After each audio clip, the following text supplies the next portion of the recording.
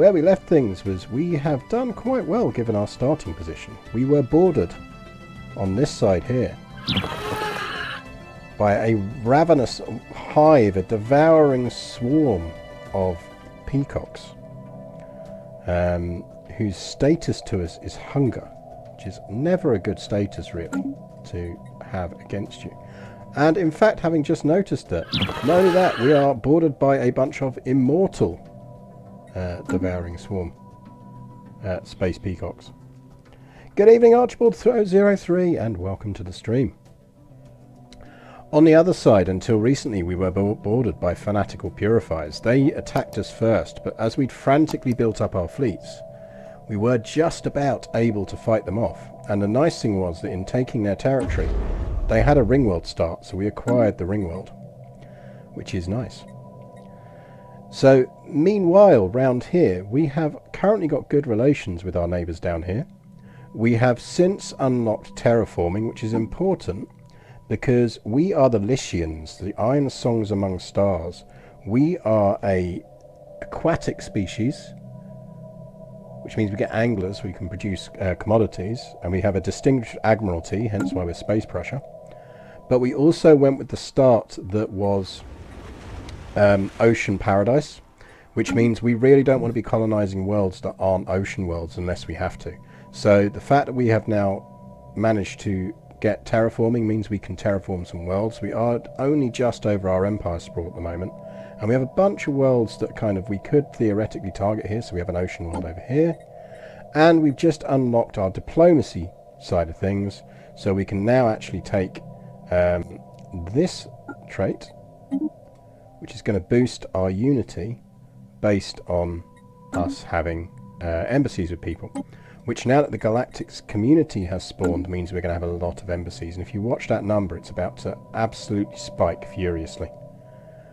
In the meantime, we have bumped in finally to some Abusian freeholders who handily are aquatic as well, which is just nice, which means our fleets have some nice aquatic admirals. We have the Drums of War, led by Thadran. We have the Crunch of Bones, led by Codbert. And we have the Cries of the Fallen, led by Rockhopper. So we're in a decent spot.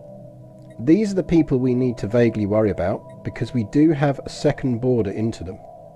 So really our priority at the moment is using our alloys to just fortify positions so that we can hold off these guys if they come for us, because they will come for us eventually. In the meantime, we have a colony ship that is off to colonize here. We have some science ships not doing a lot at the moment, and there might be some stuff we can do, but there might not be stuff we can do. We are over our starbase limit, and we have another science ship over here doing bugger all, so we are going to reach down here and see what we can get, because we do a border there, so we do have to worry about it. We have an army. It doesn't have a general at the moment, but we'll get one if we need one. So we might land that somewhere, but we'll see. Constructor down here, we're very well off for influence. In terms of edicts, we haven't activated any edicts at the moment, so I think we are going to go with capacity while we can.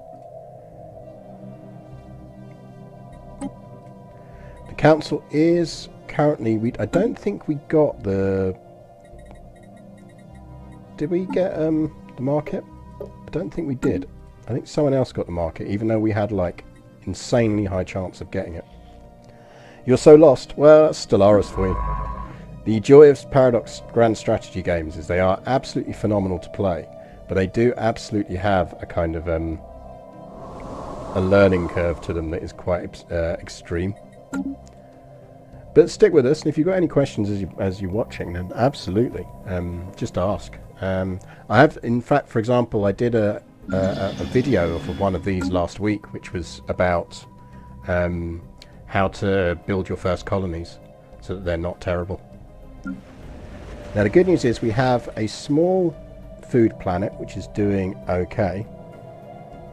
Stellaris is, I don't know, I think Crusader Kings 3 these days is the most accessible Paradox game, but only because it has better tutorials and all of the rest.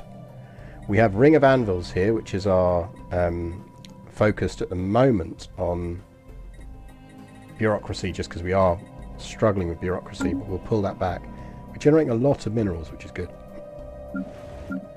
So I think we're really in a period of economic stabilization. That's our kind of current goal, and defending our borders. And then once we've got everything secured, borders defended, we'll think about targeting these people if someone doesn't jump on us first, which is entirely possible. Entirely possible. Now, what is that archaeology site? That's the library. So I think we will go and lock that in.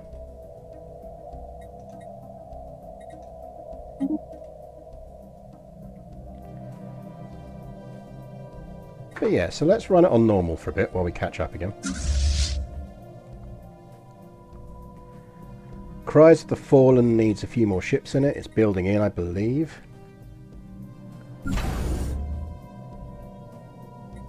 Because that brings all our fleets then up to size 40, which is what we want. Yeah, we're not far off, so build another 5 ships and we'll get that up. And we'll do that first. What is this game about? Stellaris is essentially a space, it's a 4X game. So explore, expand, whatever else the other X's stand for. Isn't one exterminate? I always forget. But really what you are is you design a spaceborne race of some kind. And your job is really just to survive. Survive in a universe full of other people. And different races can be different, have different personality types. So for example, our Bruggen host neighbours, as I say, are hostile to us, and they'd really like to eat us.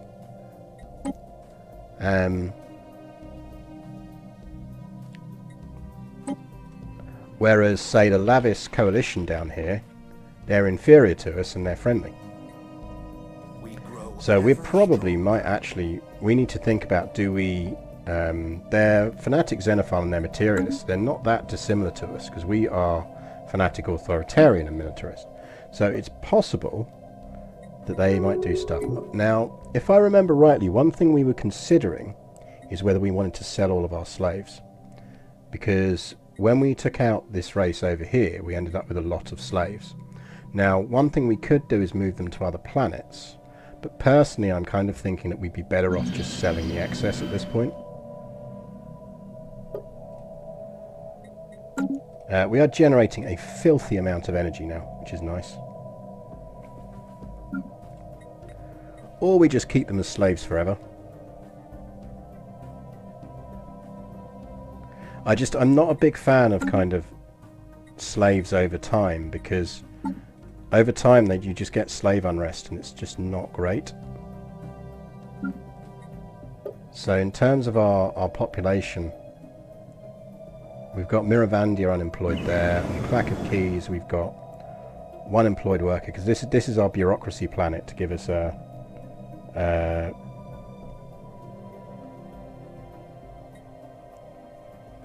time to do stuff. It's building another generator, so that's fine. It has the standard accessibility issue all sci-fi games have, that you don't know what glandular acclimation actually does compared to, say, a scythe. Yeah, that is always the problem with games like this. Is you're somewhat dependent on the game, on picking up the game concepts and getting familiar with what are good texts, what things mean, all of that kind of stuff. And Stellaris absolutely does have that issue. Right, we're doing quite well for energy, so I wonder whether we should just... Right, firstly, let's get rid of, from Ring of Anvils, this excess slave.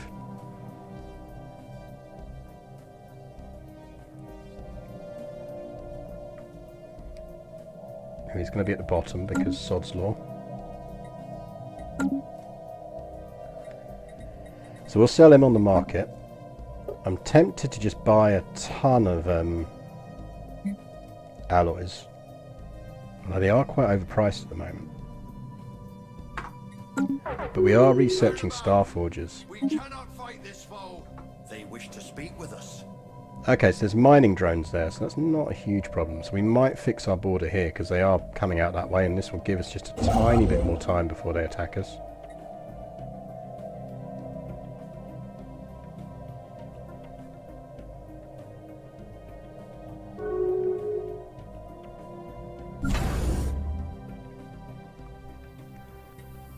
Now, one of the things we have got going on down here is this is our big border station that hopefully will protect our lower border against an incursion from these chaps, which is fully maxed out on all of its add-ons, which means currently it's a size 3.7. What we should actually probably be doing is building up a spy network on these people.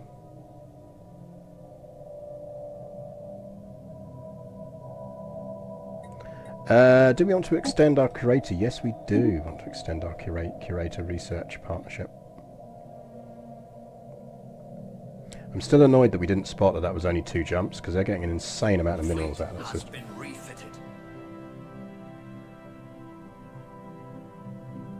I'd really like to get our science up as well. I think we're really lacking in science. Good evening, it's Zedan and Orloff. Welcome to the stream. Governor Adoram has died. I think he was one of our spare governors, so we're not that fussed about it. We grow ever stronger. Right. Research, maybe?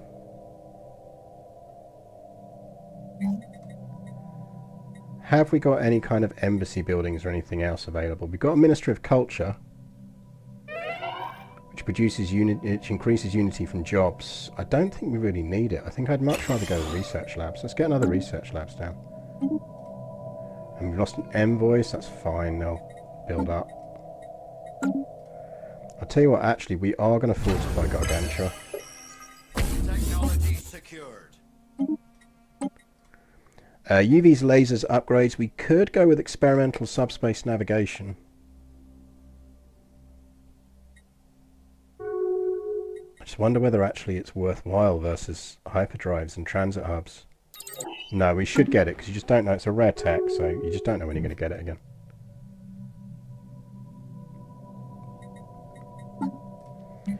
Right, we don't need that many minerals, so let's sell that and let's buy all of them. How close are we to right, we're 95 months from star fortresses, so that's not going to happen fast.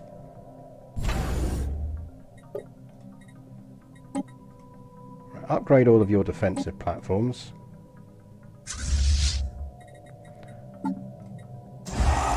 Build in the ships you need into the fleets.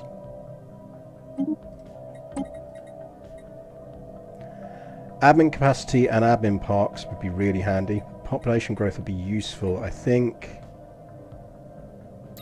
we're going to take the admin for now.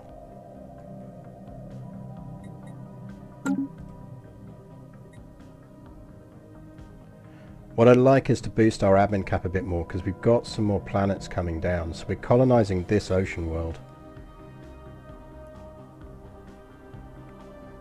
This one here. Chink of coin is going to be another energy thing for us, although we are absolutely stonking it in energy produced.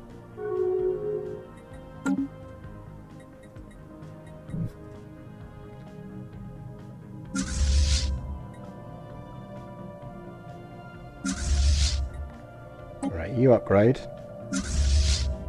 Then, while you're upgrading,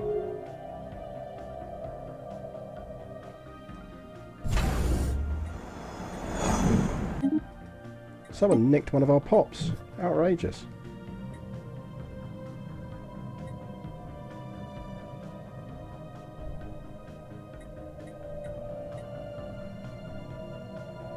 What we really need is a dedicated research planet, but we don't really have something that plays to that at the moment from memory. But once we finish this bit of terraforming down here, I think it might end up being this world, because they do get a physics research boost. But it is a very good admin world as mining world as well. The fleet has been refitted.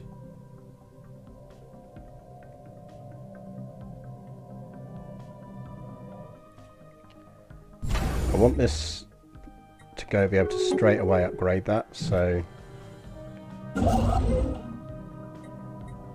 you probably need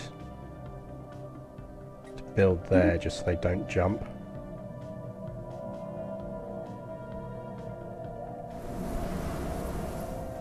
That's a holy world, so we can't colonize it. Which probably means that lurking around here somewhere is a fallen empire.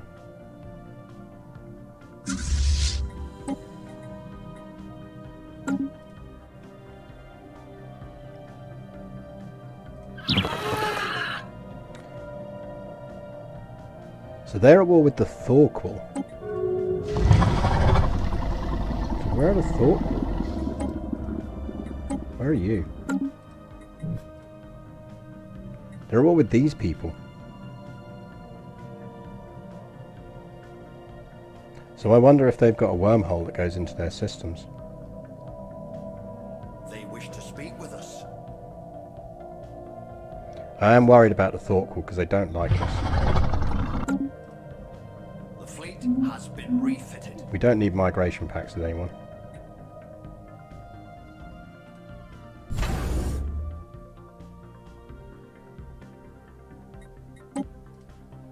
The fleet has been refitted. And this is going to push us even further over our starbase capacity, but I think we just don't really have a choice. We need a starbase there. Ever stronger. You can go actually excavate that site, and you can go survey that system. Admiral Codbert has died. RIP Admiral Codbert. That means we do have an admiral spot free, because we're going to get another admiral.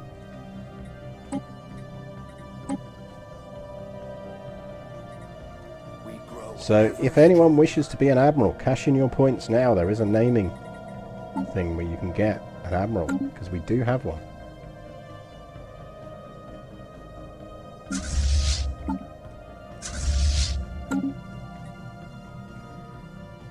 Good evening, Original Wibbler. Welcome to the stream again.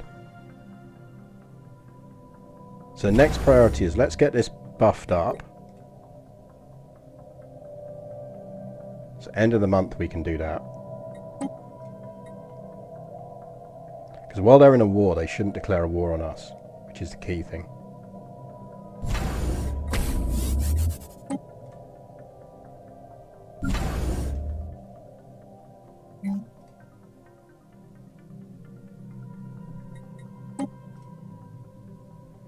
Now, did we have the curators in our systems? I don't think we did, which is a shame. Or did we? No, we got the artisans, but I don't think we got the curators. I think we just bumped into the curators. Subtle knife. Named after our illustrious grandmother, indeed. Let's get you named.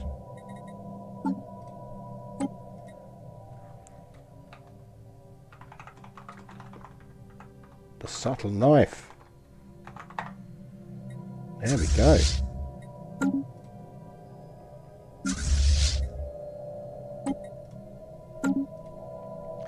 Our alloy generation is very nice.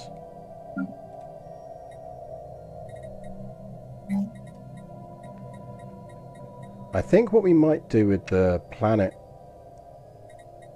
So let's turn this into... Let's go research again. Don't think we need anything else on them. We could maybe do with something that boosts happiness, but I think we can get away with that for now. You have a happiness booster. Do we have anything that boosts... We don't have anything that boosts food production yet, so let's hold off building now. The fleet has been refitted. Chink of Coin is still colonizing.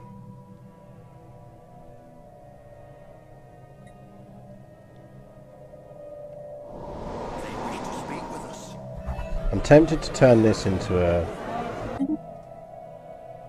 civilian industries focused planet.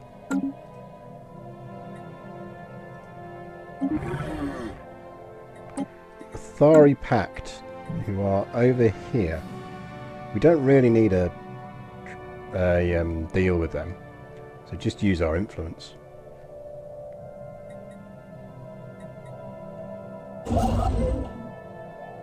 We'll go there next because the rare crystals would be nice to lock in.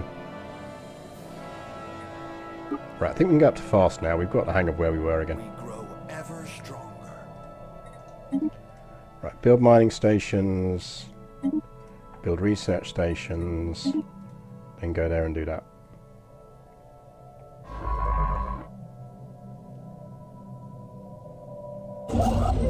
And in fact, after you've done that, no, we'll let you do that, and then we'll deal with stuff down there. You can build mining stations there. Then you can go there and build a starbase. Space chart updated.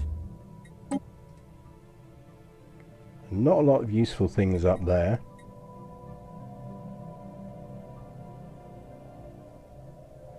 I'd like to get a border with them, because then there's a good chance we'll get the cosmic whetstone bonus. Our admiral, our leader, has died. Who's up for re-election? So it is between Thadrin, Mikpeels, Bodasakon and Gerthamon, all of whom are quite old and not hugely useful to us. Defense batch and build cost would be useful, but he is 86.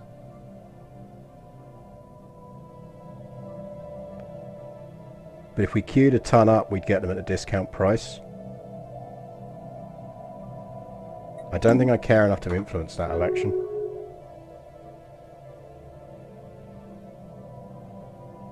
Because it would cost us a ton of influence to do it.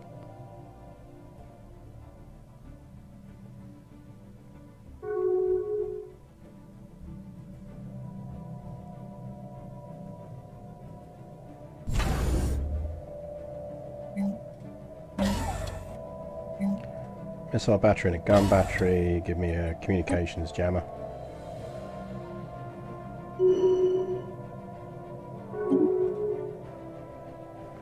Well, he got it anyway. There is new information in the situation log.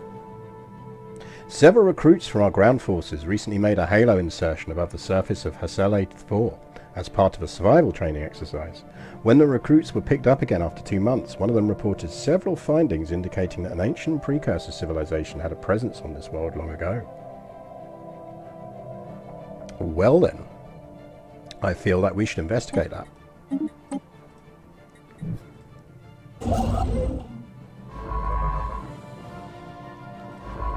I assume you're not doing anything. You need to get over there.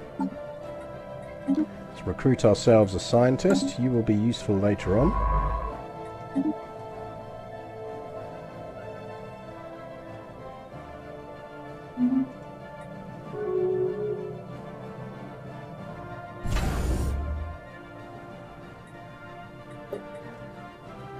So these are going to be really cheap for a while. So maybe we should... Let's tick that up to 10k, and then we'll do some quick purchasing. Because we need to buy some consumer goods soon anyway. Because the more of these we queue up before our new Grand Ruler dies, the cheaper they're going to be. I mean, it would help if they actually had some usefulness. Like, you know, some actual fucking weapons. Game, please.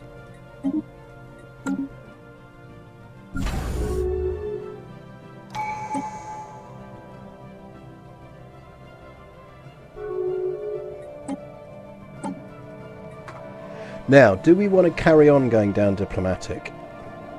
I feel like we should, because I think we can maybe get these people into a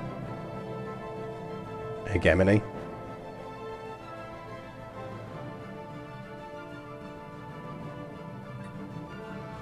But I do also wonder whether we might not be better off flipping to unyielding, given who our neighbours are. I think we might flip to unyielding first, and then come back to diplomacy.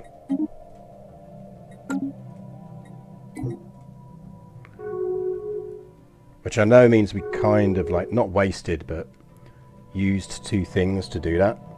But I just think it's the most useful thing we can do right now. Right, we can't afford... Well, I'm not far off being able to afford that.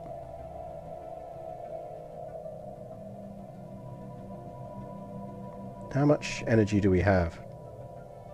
The fleet has been refitted. Yeah, one more month tick and we'll actually afford that. There we go. Because that means we can queue up 1, 2, 3, 4, 5, 6. 6 of them at a discounted price.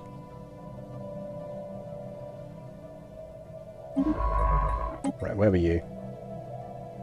We're basically at the point where our first gen of leaders start dying.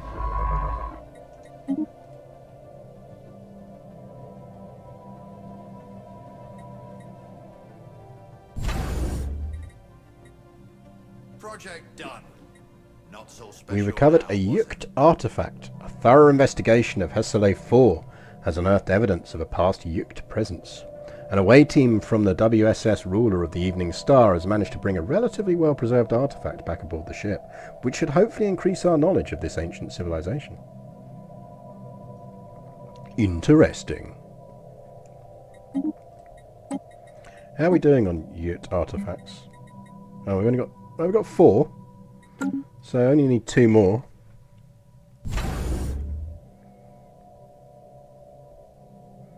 Technology secured.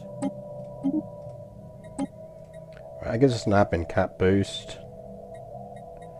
I think we take gene modifications because it's just ridiculously useful to have. The sooner we can get that, the better. Get another one of them down. So we've got 7 of them queued up. So we've only got 2 more we can build into that anyway. The station is under attack. Pirates! Where are you? Handily close to the fleets. The subtle knife. Go deal with them for us, please.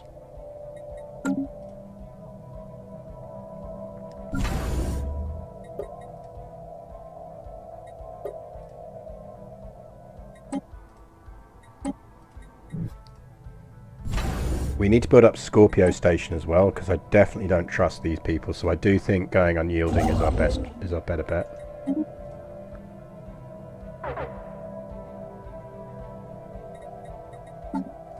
Right, we would quite like to sell. Let's not sell them, but let's just get some more. Let's get 500 for now. Let's get 1,000 for now. That'll do for now.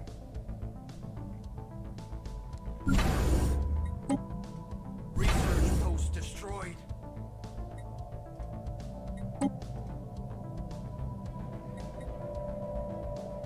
Now we are actually under our starbase capacity again, so what we might want to consider doing is building another trade boosting one. Lost to the waves. The alternative is we build a fleet action underway. Job done.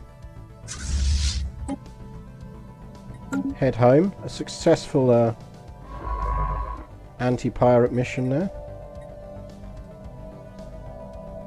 Really want to pull you off of research.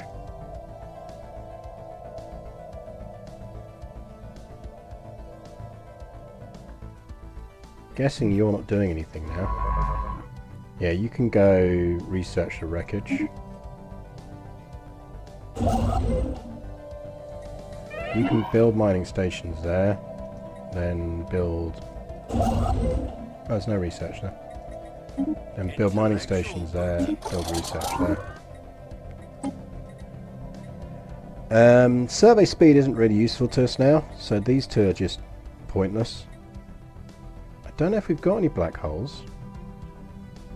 We've got wormholes. Do we have any black holes? I don't think we do.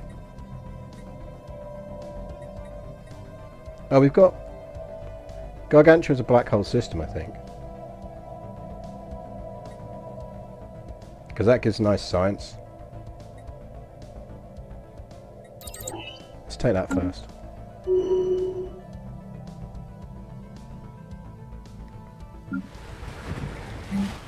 Now we do need to build some... We need another governor. So anyone who wants to be named a governor, you can cash that in should you wish. Now we decided this was going to be an energy planet, didn't we, primarily? But I think we will start by building that, then 2 of them, then a district.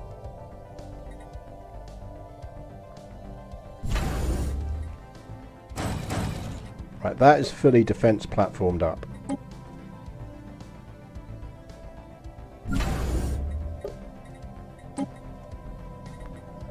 Selnock just needs some final upgrades. Ah, got an asset. Now let's do an information gather on these. The fleet has been refitted. Because it would be useful to know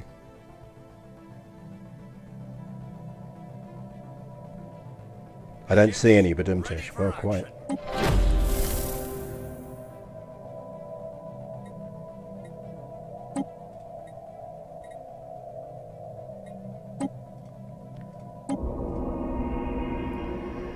The broken gates.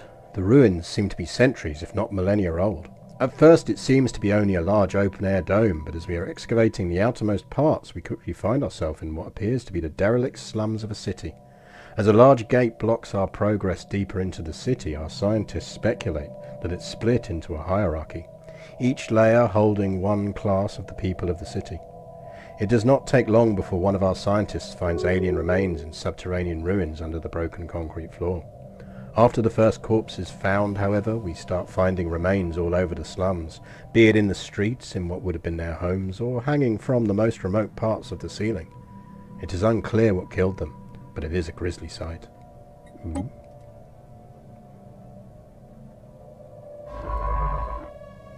Right, you can build a research station there. You're building quite happily. Get those two upgraded.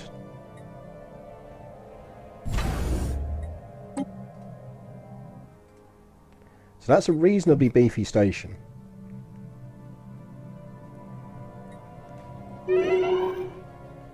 Ships ready for action. Well, we managed to get all of our stuff in, but we've got a leadership election underway again.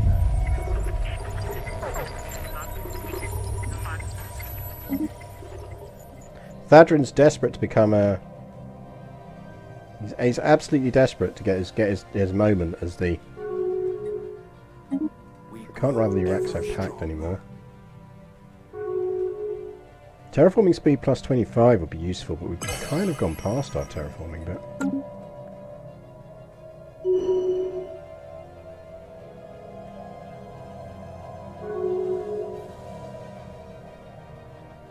Welcome to the stream, Alexandriev.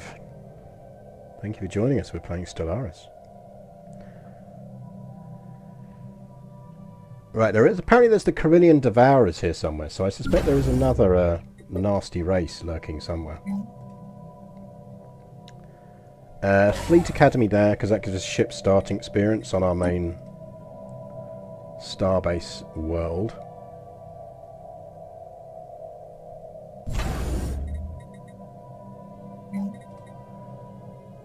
I think we go double hangar and then disruption fields.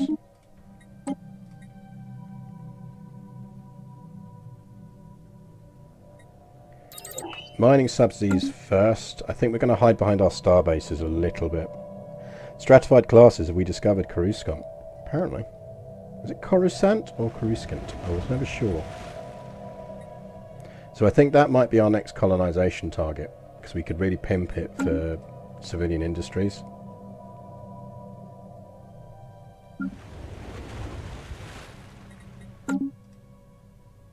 We grow ever stronger. We are going to need a starbase on Unuk, because it's got a gateway in the system. We could do with one in Zandaban as well, just because we've got the Marauders on that border. Right, are you done with that? Go up there and build an outpost there, because I'd like those moats.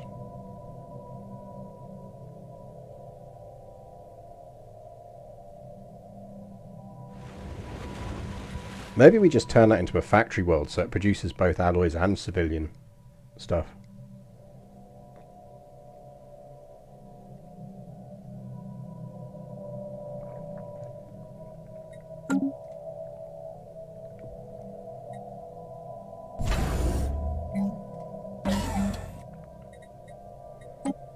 My main fear is this lot jumping on us while we're in the middle of dealing with the others.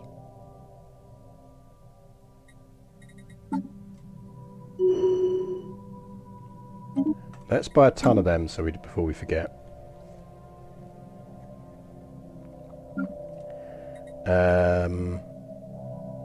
So if we upgrade them, it's going to take how many?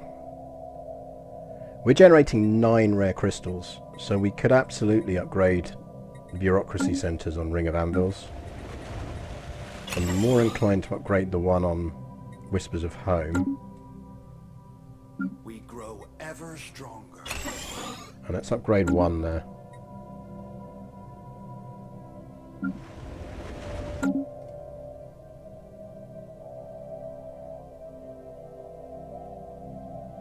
You can see how much having bigger star bases impacts our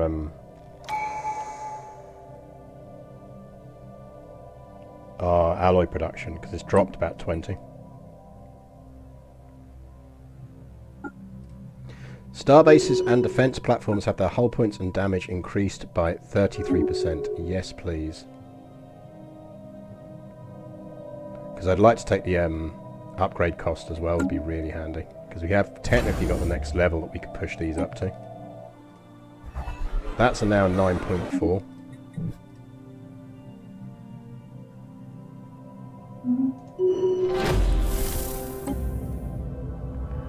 The second layer. Whereas the first circle seemingly consisted of the ramshackle dwellings of the outcast and destitute, this second circle has more in common with the iron notion of proper urban planning. We find several open squares our scientists assume used to be marketplaces, though anything from back then has long since decayed to the point where it is impossible to make out what it might have been. It does not take too long before we start finding unusual remains in this part of the dome too. They seem to have perished in much the same way as their poorer neighbours, and we find the dead strewn all over. Yet another brutal sight. We grow ever stronger. Right, we can't colonise that world because it's a holy world, but we can get the minerals and stuff out of that system. This is another slave, so Ring of Anvils, sell slaves, unemployed, go.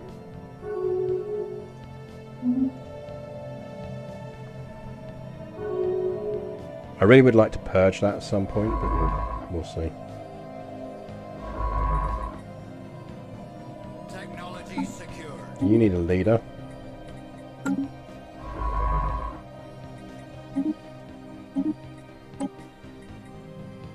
Defense platform hulls points plus 500. That is lovely.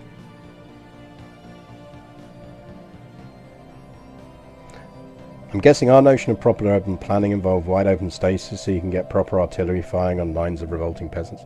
Not far off. As I say, we are quite space pressure. 2 hangars. And those. Yeah, we're losing food now as well, so we are going to need to just do some eco-dev. We need to start thinking about... Research complete. In fact, maybe we should right now get colonizing on this world. So this is going to be a factory world. It's going to produce both alloys and civilian stuff. So we need... remembering our naming convention is something of something. So give me names. Think of names for a factory world. Something of something. So either smell or emotions or whatever. So like Whisper of Home, Silence of Dunes, Clack of Anvils, Clack of Keys, Ring of Anvils, Chink of Coin. What do we call what is essentially a factory world? Food from farmers and anglers up would be very, very useful. Let's go with that.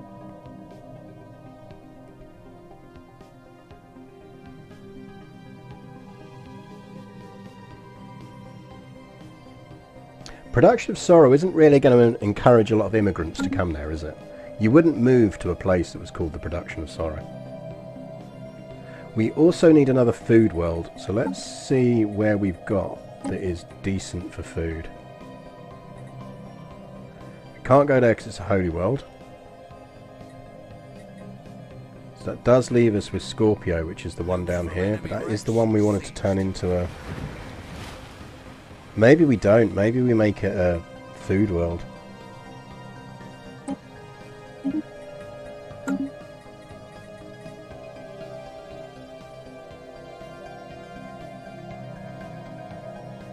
Maybe we make it another food world.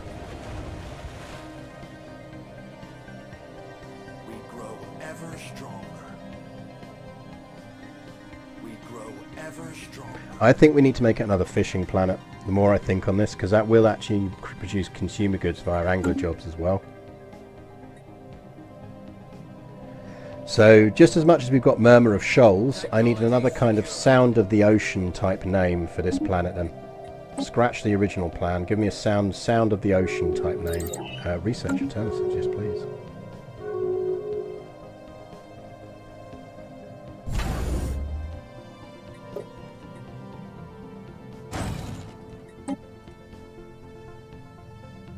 They wish to speak with us.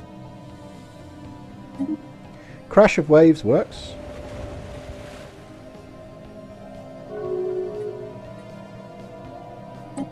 Let's go with Crash of Waves.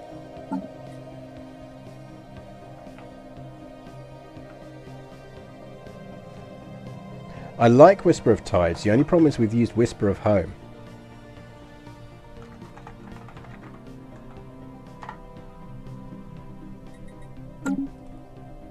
They wish to speak with us.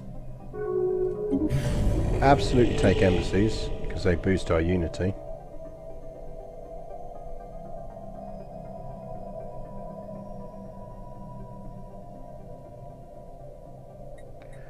Right, we need to start thinking about alloy production.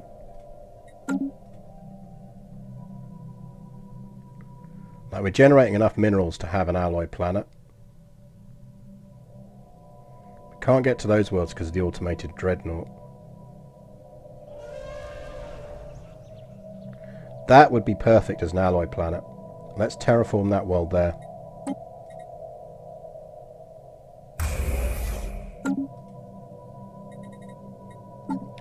And can we...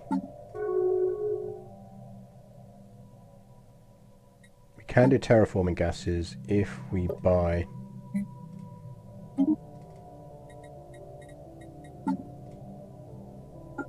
There we go, that'll go a bit quicker now.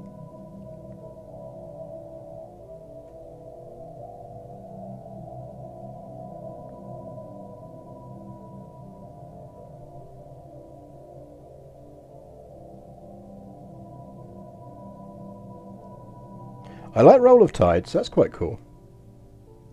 Because we've got Murmur of Shoals. So we've got Crash of Waves, so we could save Murmur of Tides for the next time we need one.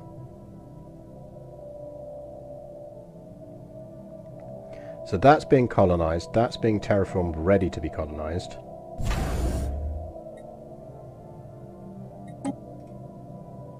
I think maybe we keep stashing alloys because the next unlock on this is going to give us a big discount on the Starbase. Oh no, it only gives us Starbase upgrade cost. It doesn't give us on Starbase modules.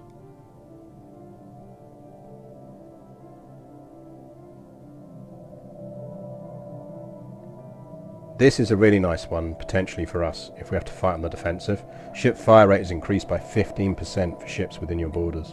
Really nice. Silence of Dunes has a spare worker. Build one of them. And we are now under our Empire School again, so we're getting there. The third layer. When the gate into the third layer finally opens, our scientists, curious about what they will find next, flood into what is soon identified as a yet wealthier region of the old dome. At this point, we can make confident assumptions about what to expect from the city. Shortly after we enter the layer, one of our people suddenly turns around and savagely attacks a colleague. The victim is already dead on the ground by the time the unexpected assailant is restrained. In the aftermath, we are not completely unable to get anything sensible out of the crazed scientist, and get no better understanding of what happened to them. This layer is significantly smaller than either of the previous two, and it most likely the final one before we reach the centre of the dome. Only one gate remains. Our scientists stand ready to check the final layout.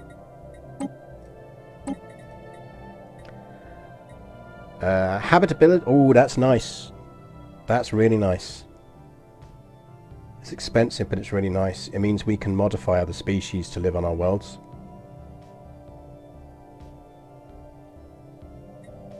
But that's potentially better in the short term.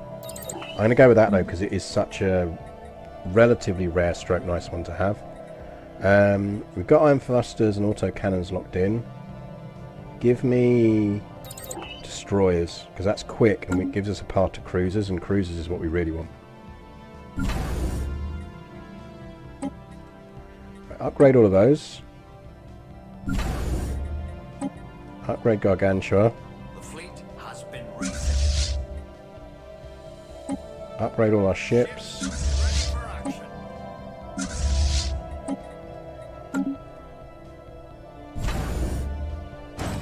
Start another defense platform. Fleet has been refitted. You wouldn't want to be a red shirt on that away party. Oh yeah, no, definitely. This sounds like an eminently sensible thing to explore further without taking precautions. Oh yeah, no, you know, YOLO. In we go. That gives us bigger starbase capacity, upgrade cost, so let's take that. Private Collector. Private Collector on Whisper of Home has somehow come into ownership of an ancient precursor artifact. Everyone has a price. Yeah, we'll just give you some cash for it.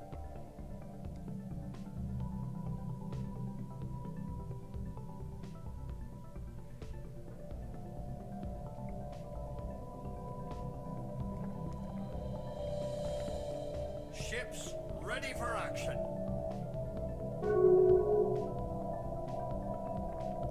So how these... I still want to know how these are relative to us. So they are not as good as us in terms of economy, so that's useful. Let's gather info on them again.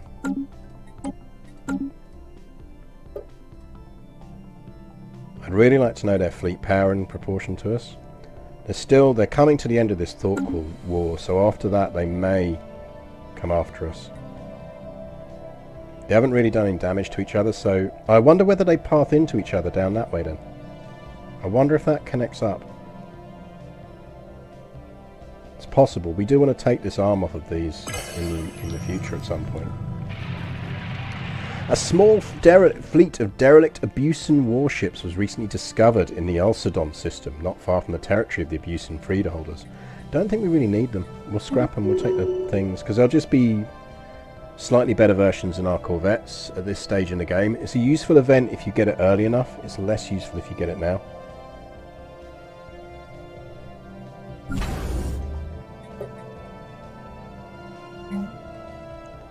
Have we unlocked... no, we haven't. The agricultural thing would be quite good, because we could just slap food producing things on all of those planets. We have a ton of minerals again, so let's sell off those. Really well off for rare crystals, so we could sell some of them, but... Intellectual booty. Let's sell some of them. Give me a bunch of those. That's another 3, 4. The Nar Skull Lords. More fanatical purifiers. The Purification Committee. God, not only are you going to get purified, you're going to get purified by people who hold committees. That's just not what you want, man.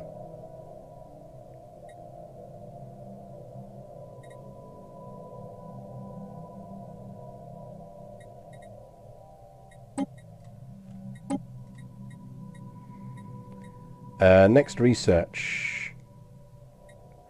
Let's take hyperdrives, because we could do with being able to get around a bit quicker.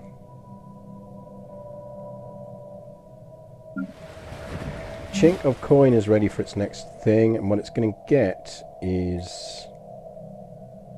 So this is going to be cash central, so get your energy grid. Then have another one of the city districts. How are we looking in housing terms on everywhere? Silence of Dunes is going to need housing soon. Tucker Keys is fine. Housing is this number here. Fine, fine. Murmur of Shoals is fine. So yeah, we're alright everywhere else. Probably get stuck in meetings on how to correctly purify and never get around to actually doing it. Yeah, you're not wrong. That might be their saving grace. Where are they? Have we bumped into them and seen them anywhere? State of Menjus. Now, we're not one of the big galactic players, but to be fair, we haven't assigned an envoy over to it yet, so we have growth room. We're not the smallest either. We're sort of middling power. The Nar Skull Lords. Okay, I think they probably control a lot of territory. Based on the size of their logo, that could be bad news for us.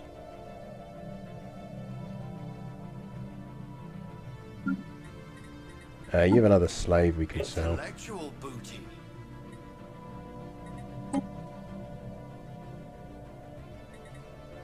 Sell another unemployed dildo.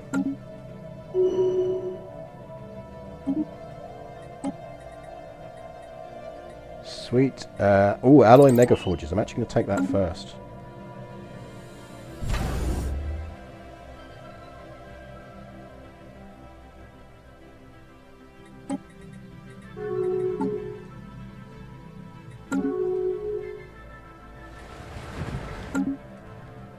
Right, colony ship is on its way there. Our other terraforming planet is there, so it's not actually that far from the colonizing place. We're fine. I'd rather carry on building these out for now.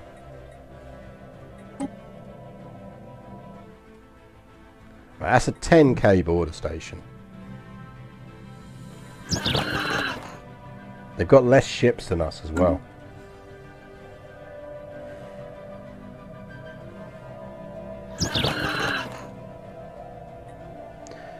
So it's entirely possible they only have one occupied world at the moment, because they are Gaia habitability.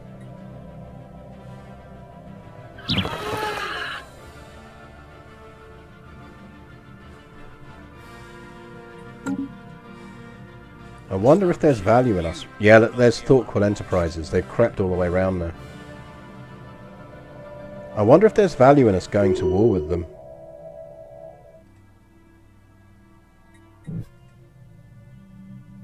I think we might want to try a war with them.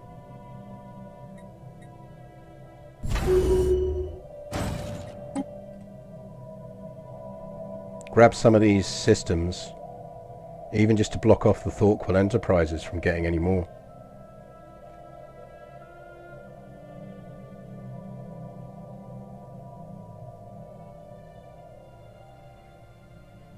Now, if that's the route in for the Thoughtful, then getting around here and locking that in and building a big starbase there rather than here would be potentially really useful.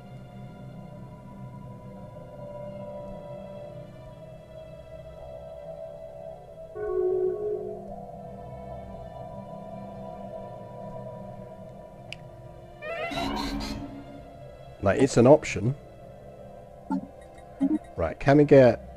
Right, we can recruit that person who's good at archaeology, which means one of our archaeologists...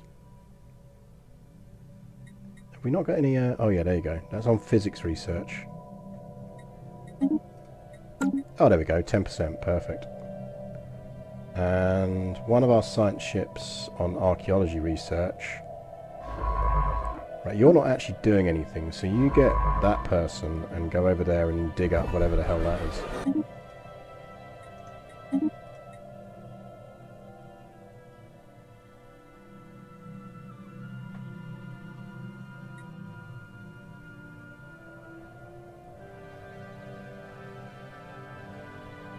So yeah, war is an option.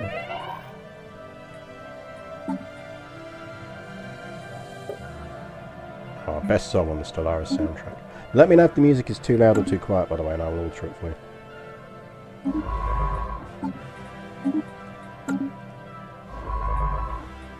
Where are you? Down there. That's fine, you weren't researching anything. In fact, you can get over there, because we might want you to do some checking of things.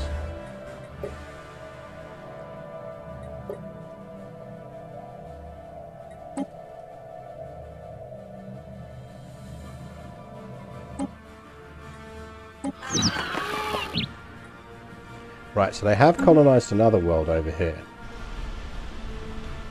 That's a continental.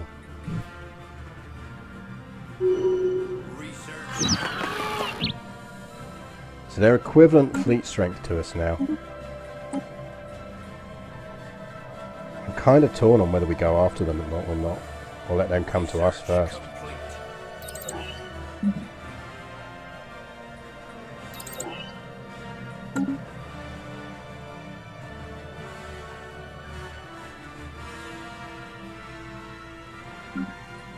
Have you got more slaves?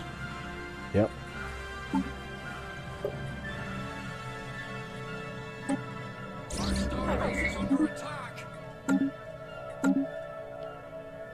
More pirates. Subtle knife, go deal with them, please.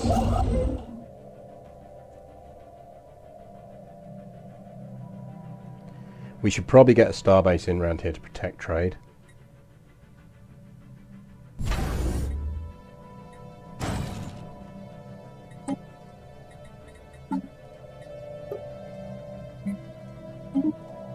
It's a good price on those. Right.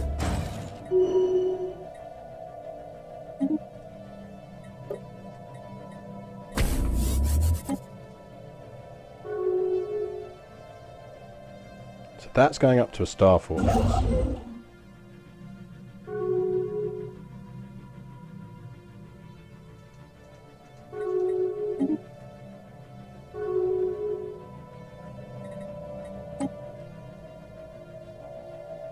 Because that's where we're getting really bad piracy.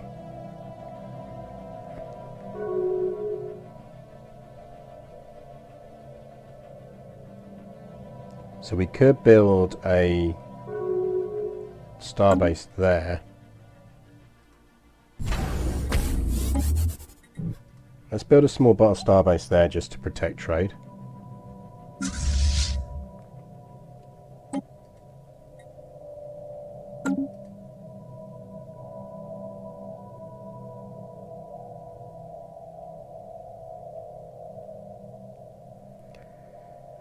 I suspect we could go after them and do some damage to them.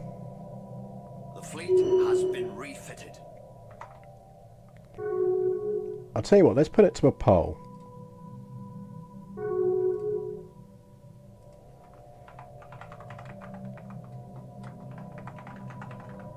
Fleet engaged.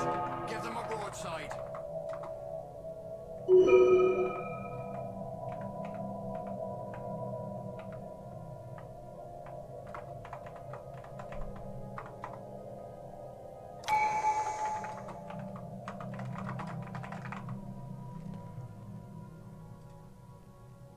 We grow. Right, there you go, 10-minute poll has started.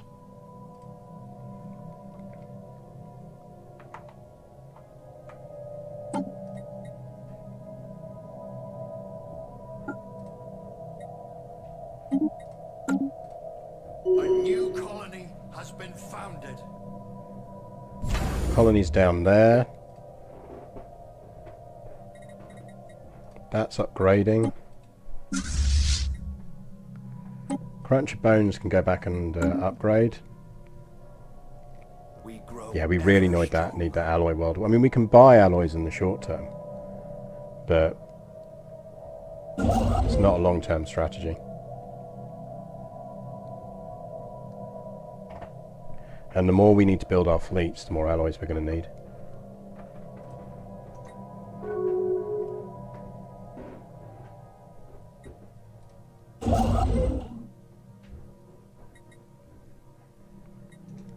Interesting. Why can't we build research stations? Oh, I must share it with the dark matter. So until we've researched dark matter, we can't do it.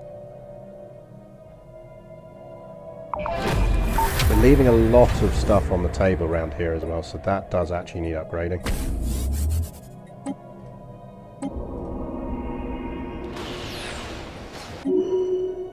As soon as the final gate opens up, waves of intense psionic energy wash upon our scientists. Most of them collapse in apparent agony, leaving only a few to make their way into the actual layer itself. It seems to be a large temple, with the massive dais or altar in the middle of it. All across the walls there are huge diagrams of different star systems, and a repeated one seems to centre on Enif itself. Making their way closer to the middle, the few scientists that remain find that it is in fact an imposing machine fashioned in the form of an old altar. Let us tinker with this machine and see what we can find. The Elder One. As they start tinkering with the machine, they are suddenly beset by a shared auditory hallucination, a screaming command by something to be unearthed, unshackled. Visions of a creature ripping apart the Enif system plays over and over in their heads as creature's demands grow shriller. Several of the scientists fall unconscious, unable to deal with the unabating torrents of psionic pain that rack their bodies. So we can either rip the machine apart before it causes any more harm, which just gives us a bunch of engineering research, or we can release an eldritch horror into the Enif system, with the event incoming transmission happening in 10 days. I would guess that the first question we want to think about is, do we have any planets in the Enif system?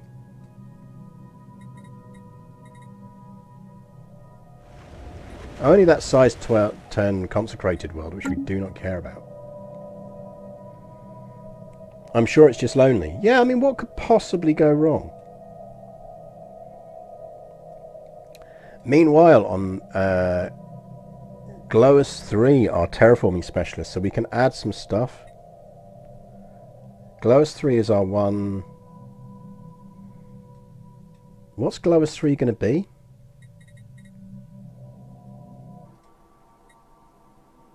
Is this our foundry world? This is our foundry world, isn't it? Yeah, give me some foundries.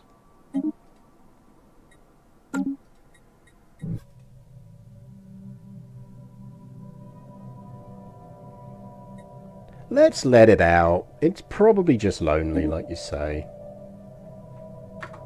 Where is the Enif system? Because I feel like we should watch that.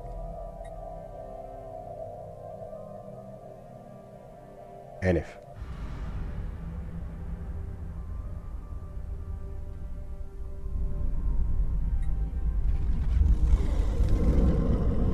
Yeah, I mean, look, he just looks a bit lonely.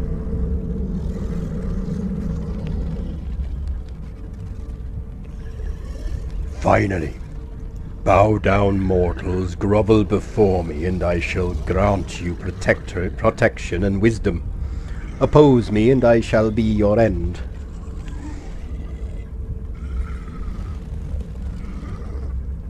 So we can get a hostile eldritch horror in the system to gain a bunch of influence. Or, oh great one, embrace your wayward flock. We get research speed +6 and population growth down 10%. Oh, I've taken that. I'll hail the eldritch horror if it gives me more research. So you have chosen the path of wisdom. Everything is as it should be. Well, so we're friends with it, so it was just lonely.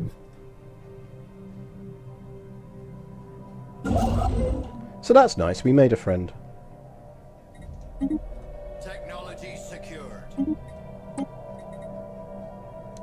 What do we want? Research station output, please.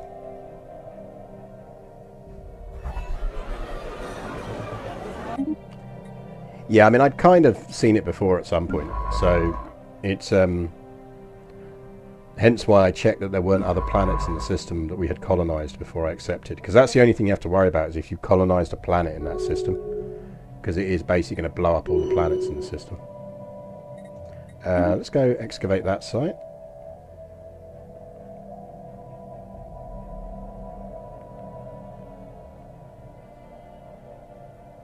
So fleets are upgrading.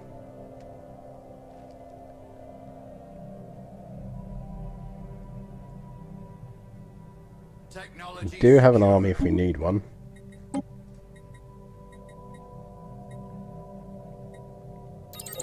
We'll take metallurgist output as well. We grow ever stronger. Right, we do need to do some world building here, so we can upgrade that.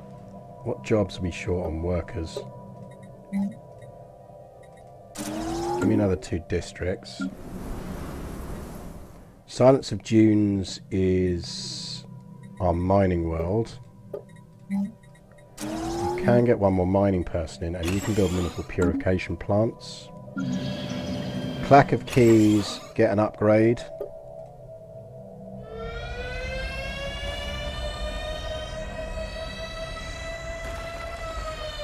While it cannot be denied that the intoxicating effects of Crash of Waves' atmosphere are enjoyable and even helpful in some cases, there is pressure from the more conservative parts of the Iron Songs Among Stars to crack down on them as possibly addictive gases. I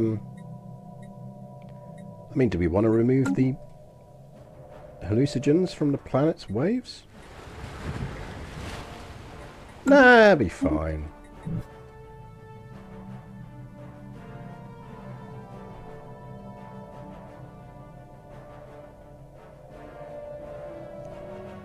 I think he's stuck trying to get out.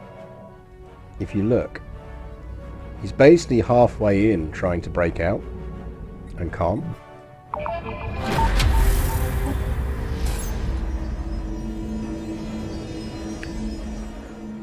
Crashed starship. 1 lost log has been found and translated. Patrol Officer Gilgam detected crash vessel on 5523X. Moved to investigate.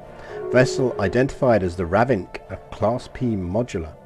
Later, a single survivor in critical condition was recovered from the wreckage. Identity confirmed as Pivax, boatswain's mate. Remaining crew either perished in crash. Oh yeah, we get a bunch of minor artifacts for that. It's not that bad actually. It's quite nice. Admiral Fadrin is dead. We have a new admiral slot. Feel free to claim your admiral slot.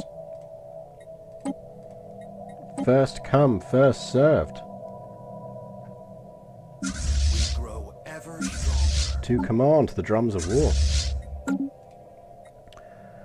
Right. Let's sort out our planets. So, Ring of Anvils, I'm guessing as a slave surplus again. So, slave market, Ring of Anvils. Sell you. Crash of Waves can now build because it is newly colonized. So, build 2 of them. Then get 1 of them down and build 1 of them. Mirror Emotions is still waiting for stuff. Doesn't have any... That's a couple of free jobs still, so that's fine. Clack of Keys is building.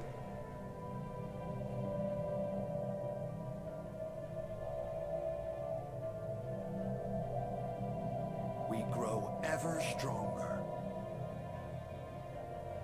Your time is almost up on your voting. To vote in the poll, let's check fleet upgrades while we're here. Drums of War. Research complete.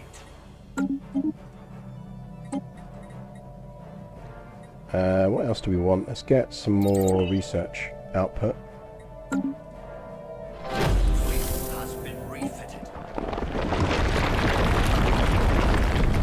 Preliminary excavations indicate that the celestial object came straight down on top of a sprawling city.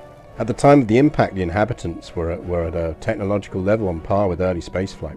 As Bregla 3 currently does not sustain any sapient species, it's reasonable to assume the event was the beginning of the end of the civilization. Yeah, be careful where you're aiming rocks. Skull Lords Committee has agreed to go to war, apparently.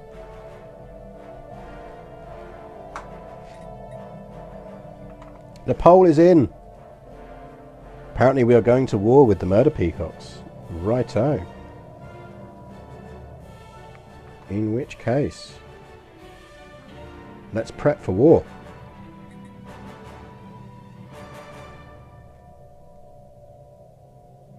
So let's get these fleets fully upgraded first.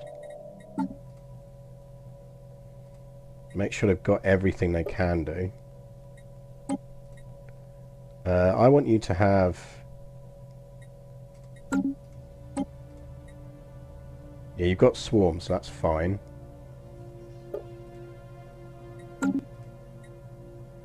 Yeah, so they're good. So let's How much do we need to upgrade the rest of the fleet? We need 332. 5. We need 800 alloys to upgrade the whole fleet.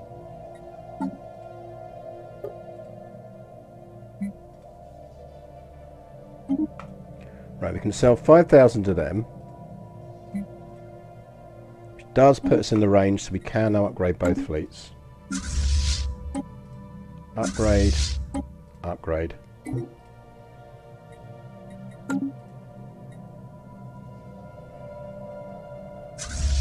We're going to want them back. We have a general slot as well. If someone wants to be a general rather than an admiral, we have a general slot.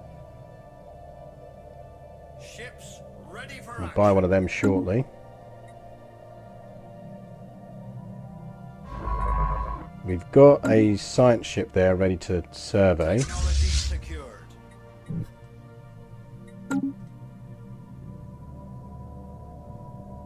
Yeah, I mean, we can take those fleets, definitely. Now, they might have bigger fleets elsewhere, but... Ships ready for action. we want to go with fleet command limit, I think. And then start clearing some blockers.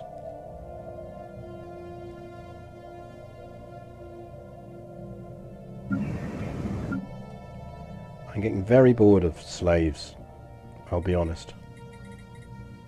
Because the thing is, it gives us crime as well.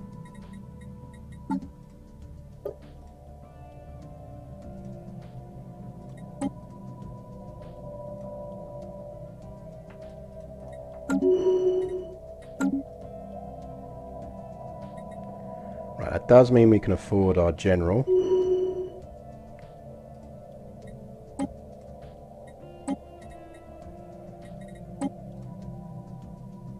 He commands our armies.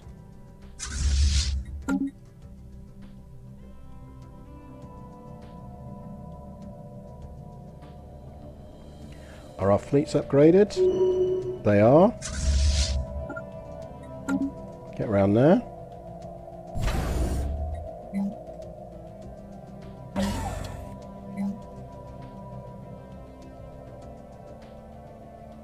I'm going to keep that open as a slot because we might want a big ass thing on it at some point. Give me civilian fabricators, please. Got 2 there that we're not harvesting. Give me a ship. Go deal with that.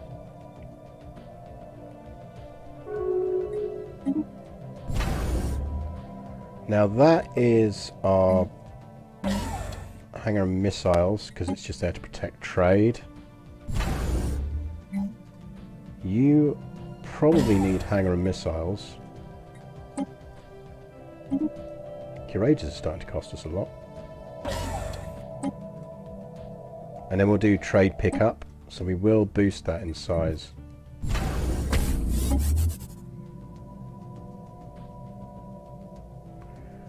Fleets are in position.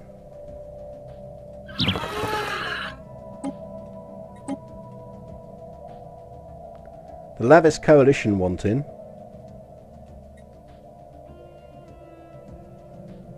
Do we want to let them in?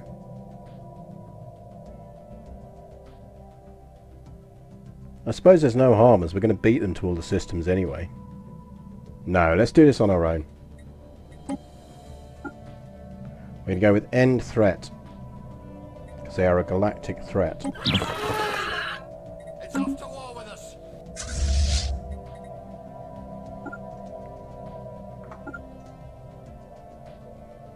To war! In fact, actually, what we should also do is activate the edicts. So we can go...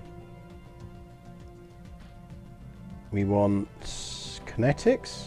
Because we've got railguns, haven't we? So give me volatile ammunition. Need a bit more to get reactive armour, so let's buy a few more.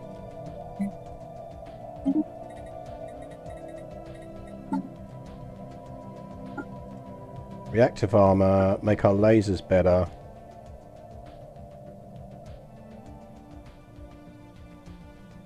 Wouldn't mind exotic gases for shield boost. I don't think we're going to get there.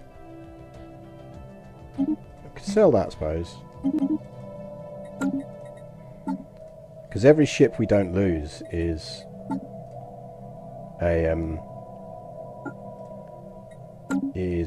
alloys we don't have to spend, and alloys we're rarer on. So that boosts our fleet strength up quite well already. You still don't have any jobs. Slaves again.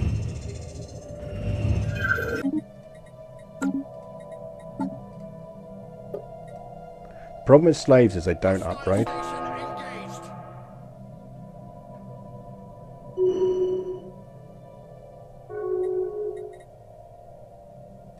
Oh, apparently you found a job now, so.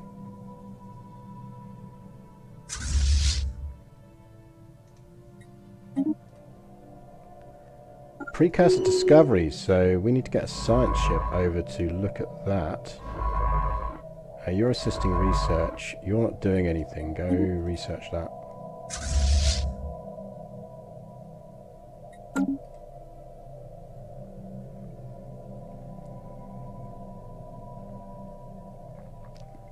We'll keep the fleets moving together for now, because I'm not 100% convinced they don't have a couple of reasonable sized fleets hanging around.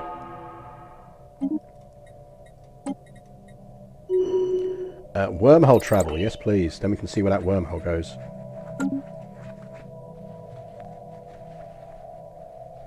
The fleet has been refitted.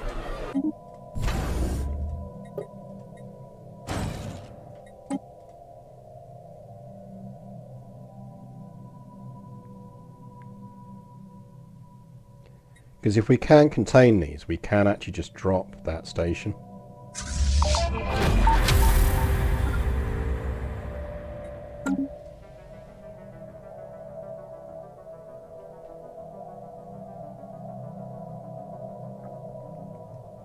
Yeah, I think we're just going to gradually wind down the slave population.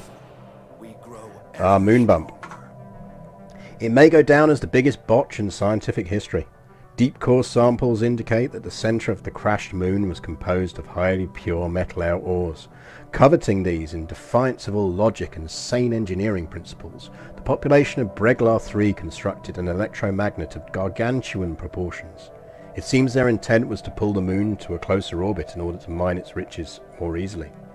Sure enough, the magnet was activated and hauled the moon towards the surface of Breglar 3, but too hard and too fast. The inhabitants frantically tried to reverse the electromagnetic beam, but succeeded only in slowing down the metal orb's descent, not stopping it. The moon crashed into the planet with enough force to wipe out the entire hemisphere. In the aftermath, the dust and debris cloud from the impact blotted out the sun for decades, which eradicated all life on the rest of the world. What did they expect? That 100% sounds like something we do as a species. Like, that is absolutely what humanity would do. Like, there'd be sane people going, no, guys, don't do this, this is insane. But we actually would. Someone would be going like, yeah, but think of the profits. Good evening, Thadrin. I am sad to report that your multiple attempts to get elected as ruler failed before your death, and you have now died. We do have a free admiral and a free general, so if you have the points, you are welcome to cash them in. I'm tempted to sell all the slaves on this, but it's a lot of slaves to get rid of. What we need to do is we need to find a population that we can tailor and import. And species flip. Were these chaps decent in the end?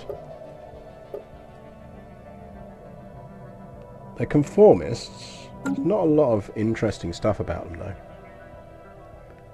You will resume your command of the drums of war.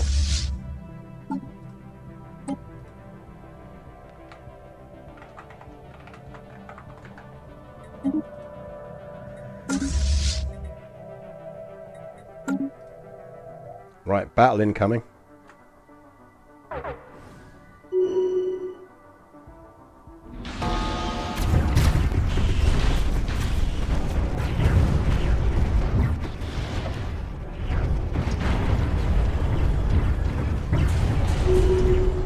I do like Corvette swarms early on.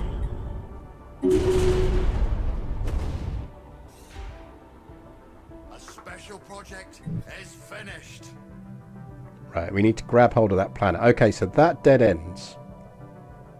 So that is the arm that links them up, presumably, eventually, with the Thorquil Enterprises.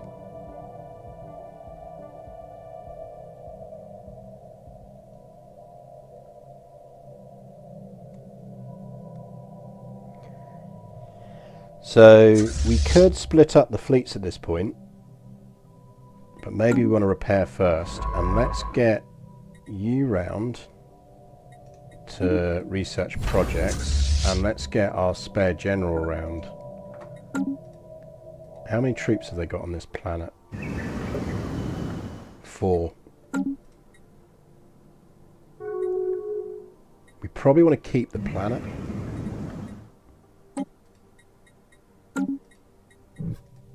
So we might take the losses and just go for it, in which case we're probably going to want to build some more armies. So what we really need is we need a strong aquatic species that we can turn into our new warriors, so we can sort of have a military arm. So this is all the species in the galaxy. Aquatics at the top.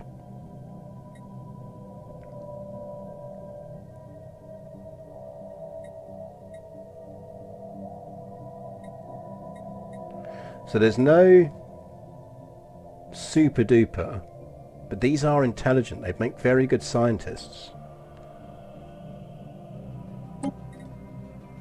They do look quite cool.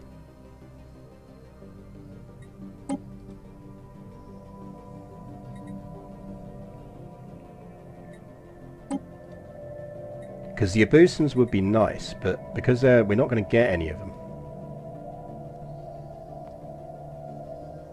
We do need some Gungans. Do we see if we can get some Andari?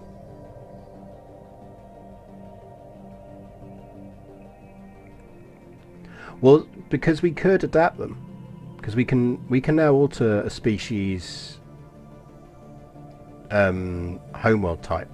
So for example, we could get some Andari and then species modify them to be aquatic.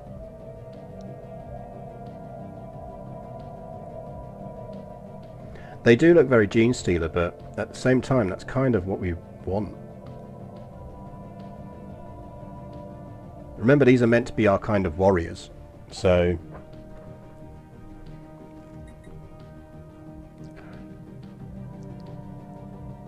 I don't think we can make them aquatic, but we don't need them to be aquatic. We just need them to have ocean habitability, and we can change that. We can give them ocean habitability.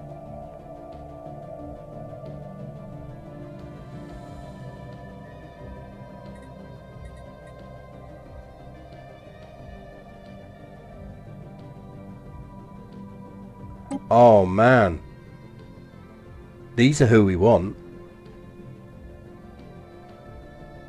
Murder butterflies.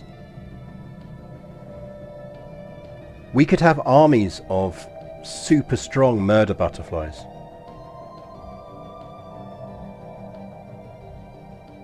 Like just swarms of murder butterflies just running riot across the battlefield.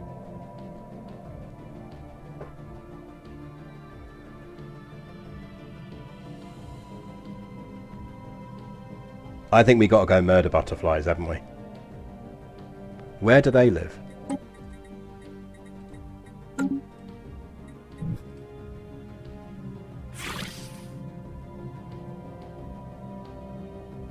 They're on the state of Magus,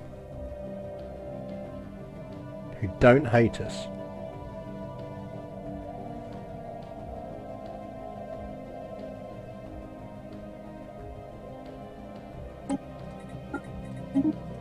Let's see if we can get some murder butterflies.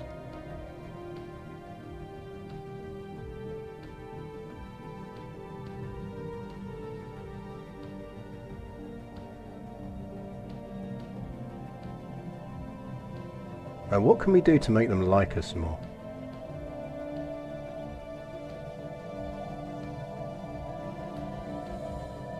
Because they're only minus 62 on a migration. Depends on where that wormhole goes. If we get really lucky, that wormhole might connect to our wormhole. Did we finish that?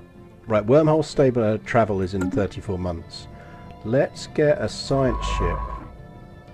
Doesn't have orders over there ready to explore that wormhole.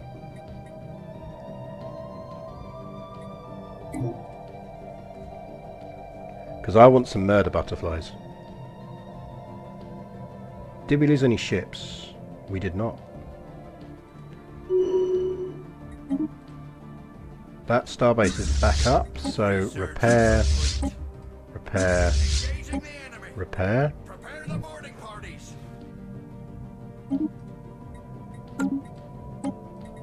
Civilian fabricators, give me cruisers. We grow ever stronger. No, I don't think they'll go for Gargantua Station because it's 12k. They're just not getting past it. We've got 2 new admirals. Right, the fleets are repaired. One go that way.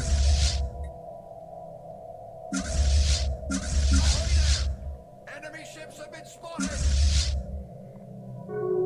Right, they've got 2 fleets going that way. So Cruncher Bones get up there and Drums of Wars get up there. That station is easy to handle, so they can deal with them. So Rockhopper's dealing down here.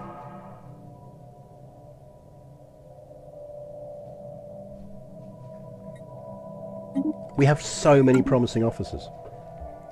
A murder butterfly lands on you. At first it doesn't seem so bad. Then the very strong butterfly makes a push-up, breaking your bones and exoskeleton. Yeah, no shit. Murder butterflies, man. These things are hard. Right, battle on going here. Rip. One of you go there. One of you go there. Go there. Let's see if we can lock in this arm.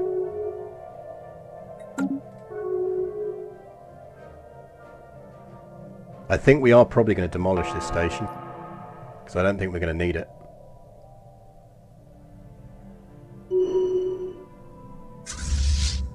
Right, you move on down there. Enemy ships have been spotted. You go down there.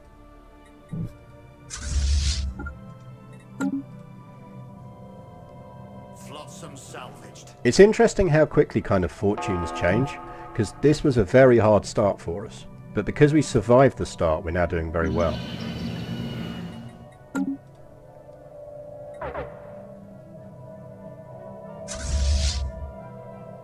Actually, change your destination and go there, because I don't want fleets running around behind us. Fleet engaged. Give them a broadside. We grow Right. ever stronger. General's landing. Does anyone want the general's name before they land and start fighting battles? Because now is the time to claim your general, a general name. Our starbase is lost. Loots from enemy wrecks seized.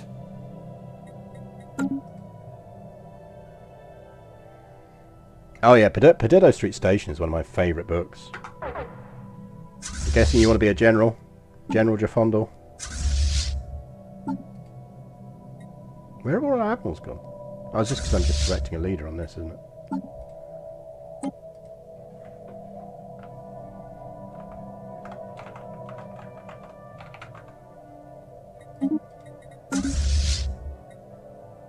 Oh, actually, we could push down to Siet, because that only leaves that behind us.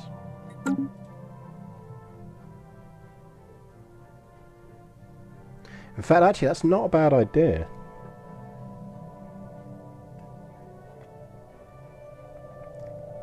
I need to read it again. I've not read it for a few years, but Perdido Street Station is a fantastic book. Oh, slaves, man.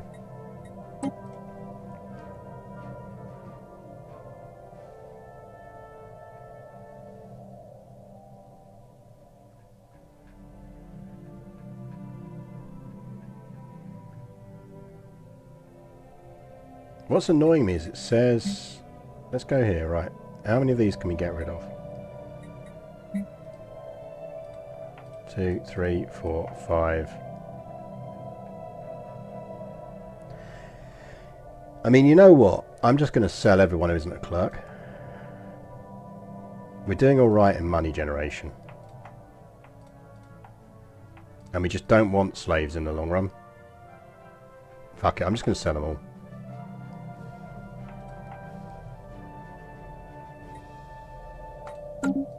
Right, let's get rid of all the slaves.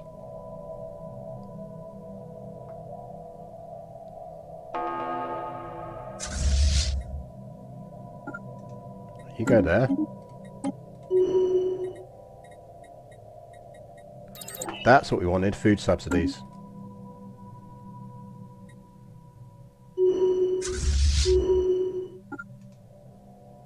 Go and demolish that fleet.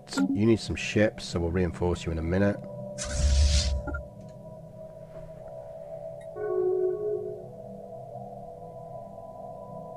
That's quite a nice choke point for us. Thadrin has gained a level.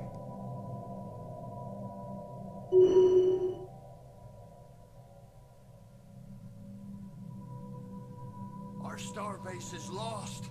Because I'm not against having a like subject people over here.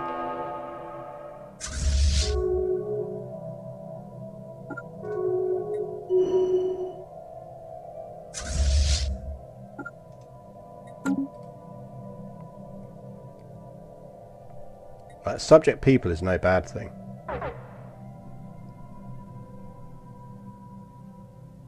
Especially as we know where they're bordering. Unless there's any really valuable resources in this bit, there's no real point us having them. Fuck me, they managed to take Gargantua Station. Okay, we need to push up and deal with that.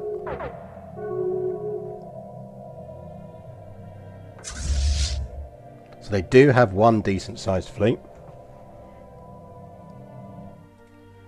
I can't believe they managed to take that. That was a 12k. Oh well.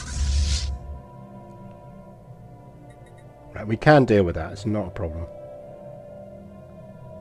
Let's get down there and repair, and then we'll come back up and deal with it.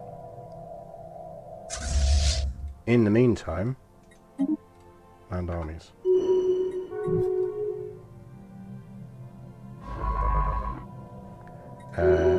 Research projects and system. Research projects and system.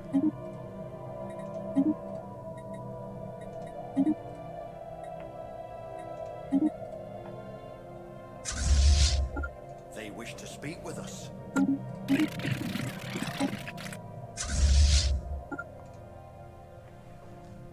Right, we need to go deal with this fleet. The good news is they're coming back.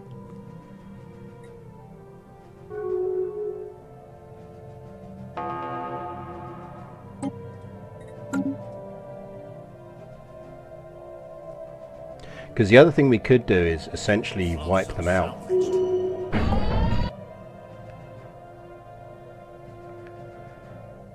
What's all that about? We don't have any resources. Well, it was a hard-fought victory. Only 3 soldier units remain, but you did win. Congratulations, Defondel.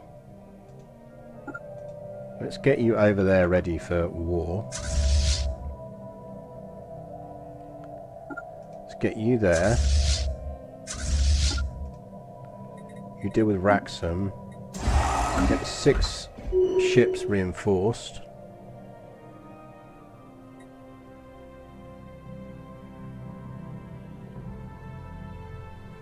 Flotsam salvaged.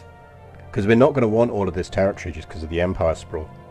So we're quite. It's quite fine for us to abandon an absolute shit ton of it. And there are planets scattered around. So, for example, what we could do is colonize that world with one of our subspecies, if we can get our murder butterflies. So we could get murder butterflies, we could colonize a planet over this side, terraform a bunch of others so they've got ocean worlds, so that they're going to settle well on all of them. And then just create them as a sub-race of murder butterflies. Because they'll have our ethics, and then we can put them into a... set them free and put them in a hegemony with us.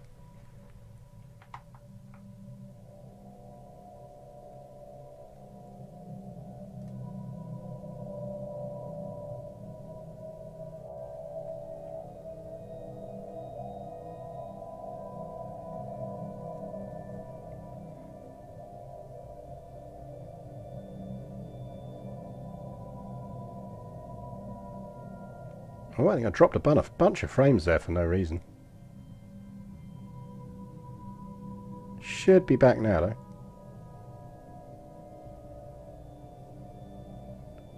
Yeah, I lost a ton of frames for a reason, and I can't work out why. But we should be back now.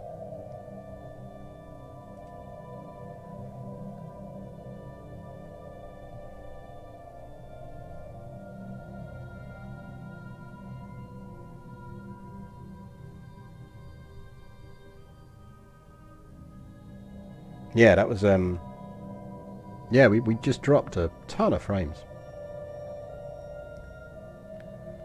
Anyway, no matter. We'll keep an eye on that. So, we've got down there. Let's get back these ships back up, because there is we know there's a giant fleet coming from that way. But in the meantime... do you like us yet? So you're now cordial.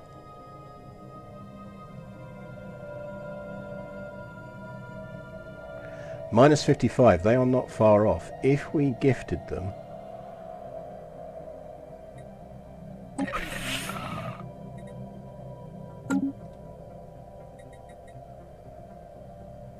So let's just doubly confirm. So these are the people we want.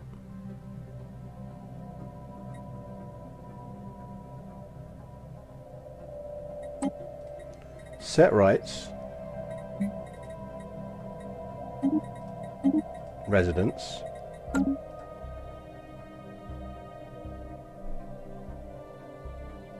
we know 48 pops of Rutherian living on one planet. This planet here.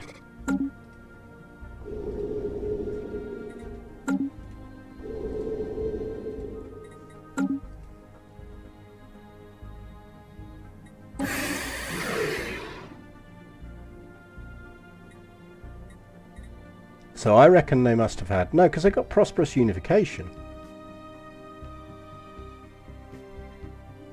I think they've just got like a lot of races on that planet.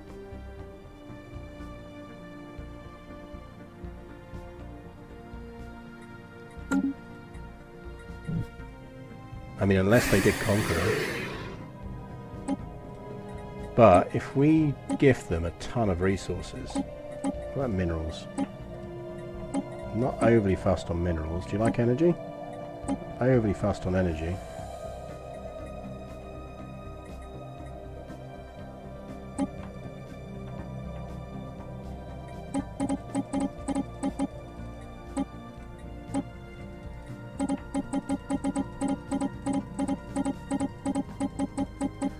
Right, let's give them 5,000 energy.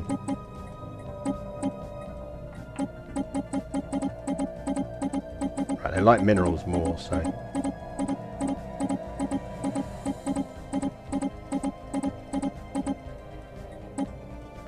$5,000 minerals.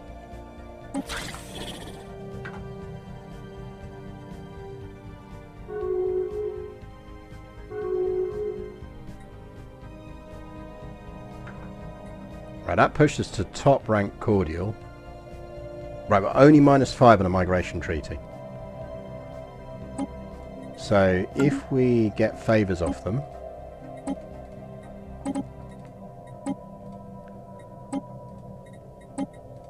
So, we'll give them more minerals.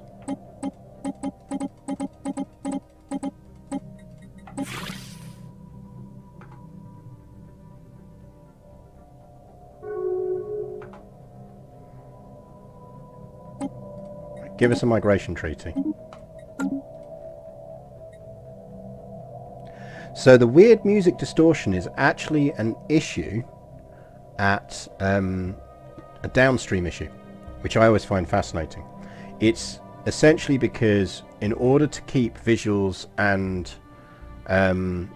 voice audio in sync, it prioritizes those bits that of the audio stream that are voice. Now what that then means is it'll downplay the stuff that isn't voice when it needs to gets low on downstream bandwidth, which is why you get that weird, for those old timers like me, you get that weird effect where it sounds like it's a tape player that's running out of batteries. And Stellaris's music, because of the nature of it, because it's quite Vangelis-ish, Stellaris's music is in that thing where you really notice it, more so than you do on other soundtracks, which I always find is fascinating, really. But it's all to do with audio encoding, which in itself is fascinating stuff, I think. Right, let's get these fleet repairs on so we can go after that giant fleet that's flying around somewhere. So you repair at Kulapa, you're off to there.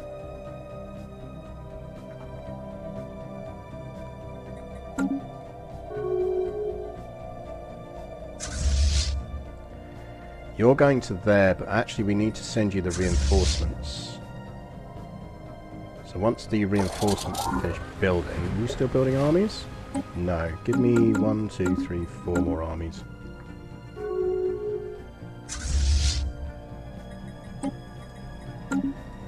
They wish to speak with us. Now, can we build a colony ship with that sub-race? This is the real challenge, or is it only going to give us access to their top tier race?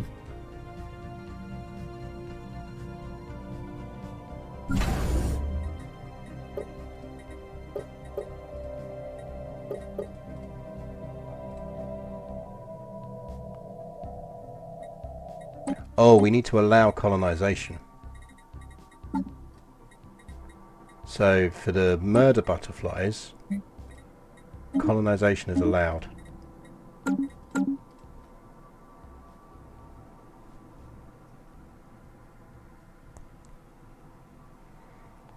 Sometimes if you slightly press one of the buttons, you could slow the tape yourself and make it... Yeah, you could.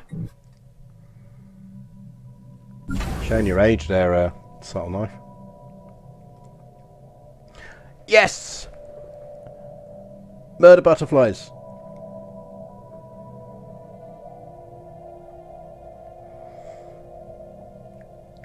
Okay, chat, I'm going to show you some hardcore engineering, eugenics stuff now. So, because we have a migration treaty with that species, we can build a colony ship of species that we have set colonization rights for, even though we don't have any populations in our empire. Because it kind of goes, oh yeah, those people would want to settle on your world, so we'll do it. So we're now going to build a colony ship with those people on it. Now, we also are going to give them some territory. We are going to set them up as a subject race.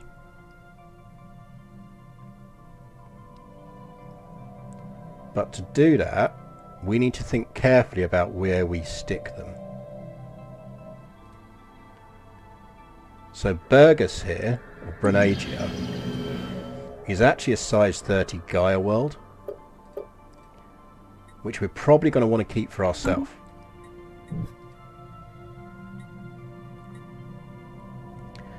So what that says to me is when you create a system or and you give independence to a system, it generally takes the system or the sector it will create, because you have to create a sector to give a sector freedom, is going to roughly equate to about 4 jumps. 4 jumps from the system.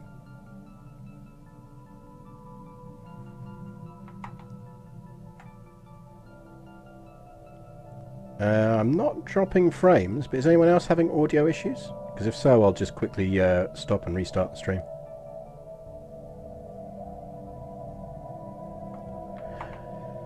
But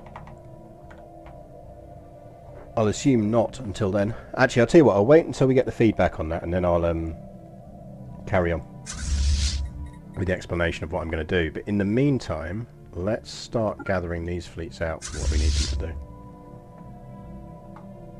Oh, in your head! Don't panic me like that. So, sectors will go for 4 jumps roughly from where you create it. So we want a planet that is 4 jumps, not going to get in the way of what we want to do. I want to keep hold of this system because I want to heavily fortify our border with these people. I want to control that border. I don't want our vassal species having to worry about that border. So we need to make sure that it is not a species that is within 4 jumps of that world. So 1, 2, 3, 4. So we could, for example, create a new homeworld for them there. But then we've got to think about the 4 jump rule again. So if we created a new homeworld for them there, 1, 2, 3, 4, they're going to get that Eden planet, the Gaia world that we probably want. 1, 2, 3, 4. 1, 2, 3. That world there is probably where we want to create them, unless there's an interesting thing up here. So even though it's only a size 12, they'll colonize the other world, so it's fine.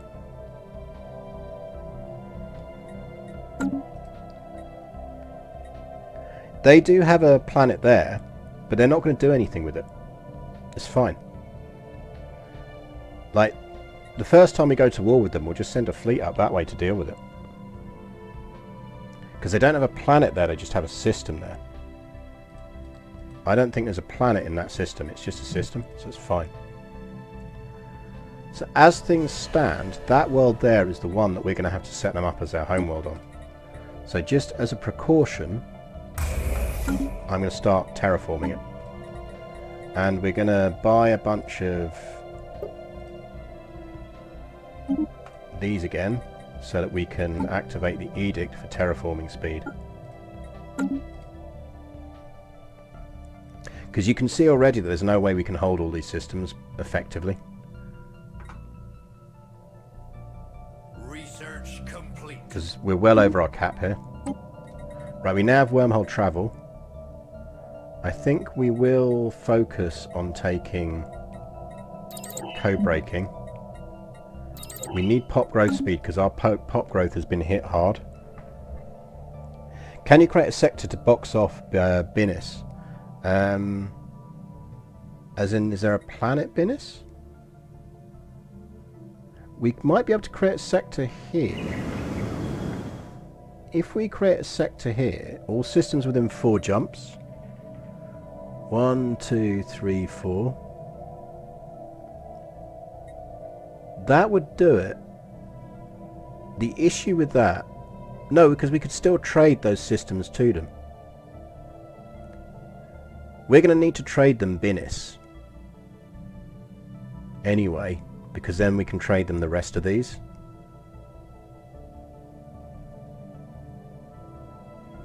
I think we don't need to create a sector there, because 1, 2, 3, 4... 1, 2, 3, 4 is going to give him Kalam, which is fine, because we'll just hold at Iriani. In fact, we might just keep Sanok relatively built. Saves us demolishing a station and building a new one. So I think that's fine. I think we'll put the murder butterflies on there.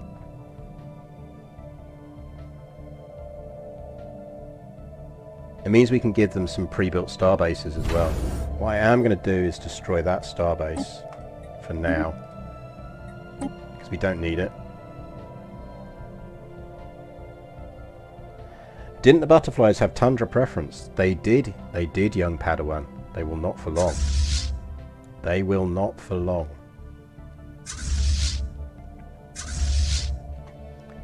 Because this is... the terraforming is only half of the plan here.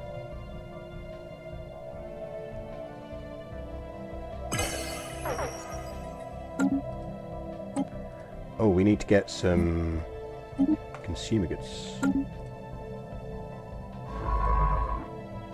Right, that science ship is still going around unlocking all of that kind of thing. The problem is, to create the sector we need a world that's populated, and the only world that's populated is Burgos, so it would create a sector that's larger than what we want to give them. Well, I suppose we can trade it, so it's not that much of a problem. It's not going to stop us trading the territory.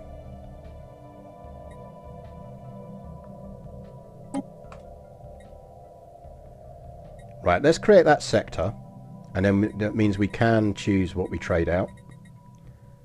We are going to need a governor for it. We will go with... I suspect we might turn this into a food world.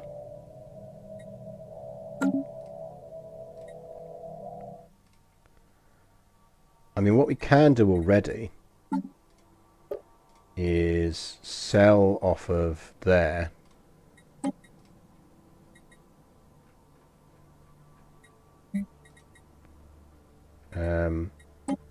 Sell. Can we not sell them? Do we have to be at peace before we can sell them?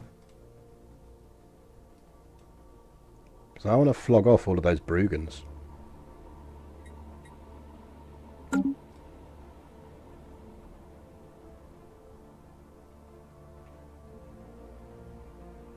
Does an aquatic murder butterfly actually become sort of like a chitinous death penguin? Possibly.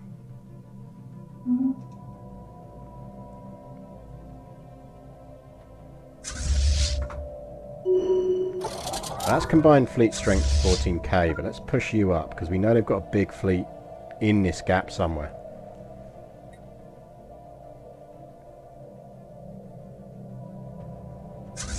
So Defondel has got... we need more troops for Defondel. Are we still building troops? We are. We're still building another army there. Loots from enemy wrecks seized.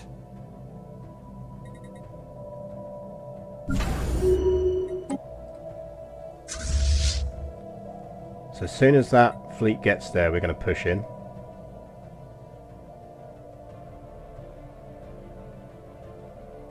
We're watching that colonial thing build up there.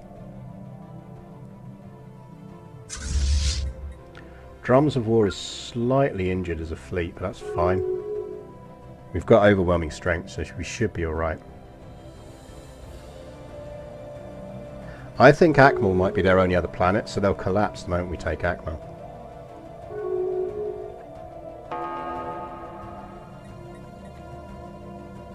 The enemy is in our sights. Fire when ready.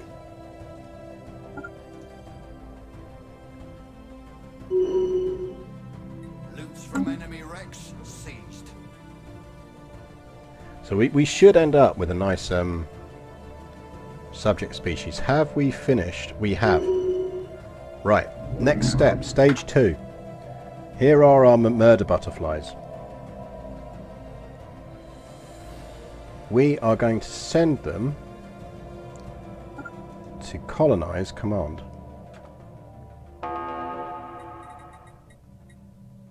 Or rather, we're going to land them on command.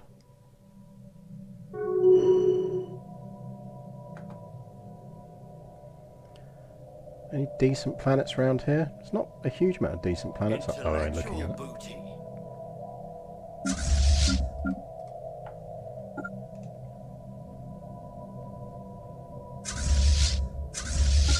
You hang there for a moment. Don't get too far ahead of everyone else. Flotsam salvage. Co-breaking 2 again. Governor Soyuza has died. There is a governor slot for anyone who wants a governor slot. Oh, we can get a premium governor from the Trade League, is it? No, not those ones. It is... How did we meet the other people? Maybe we didn't. Maybe we haven't. Okay.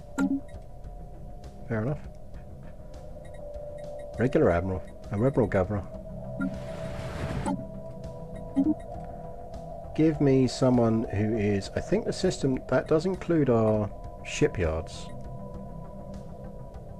So ship build cost down is pretty significant perk for us.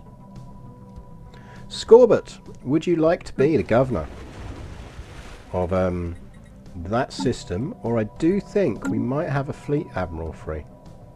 I'm not sure. Let me double check. Sadrin, the subtle knife. No, we've still got Rockhopper there. So let's make you the newly crowned governor of Whispers of Home. There we go.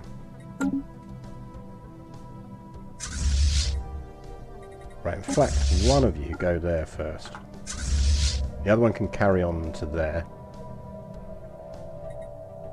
But let's be methodical here.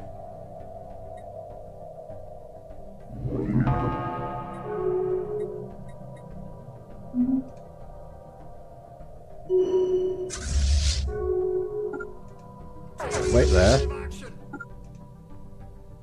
Right, their fleets are back up here, so they are coming up the top. So we need to basically rush up, which means we probably want to start picking up as well a bunch more of these. And then doing the edict, which is exotic gases as fuel.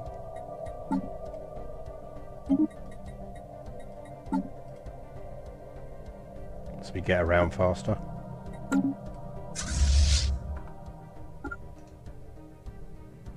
Now, to be fair, the moment we take that planet, they'll collapse. Technology secured. They'll just cease to exist.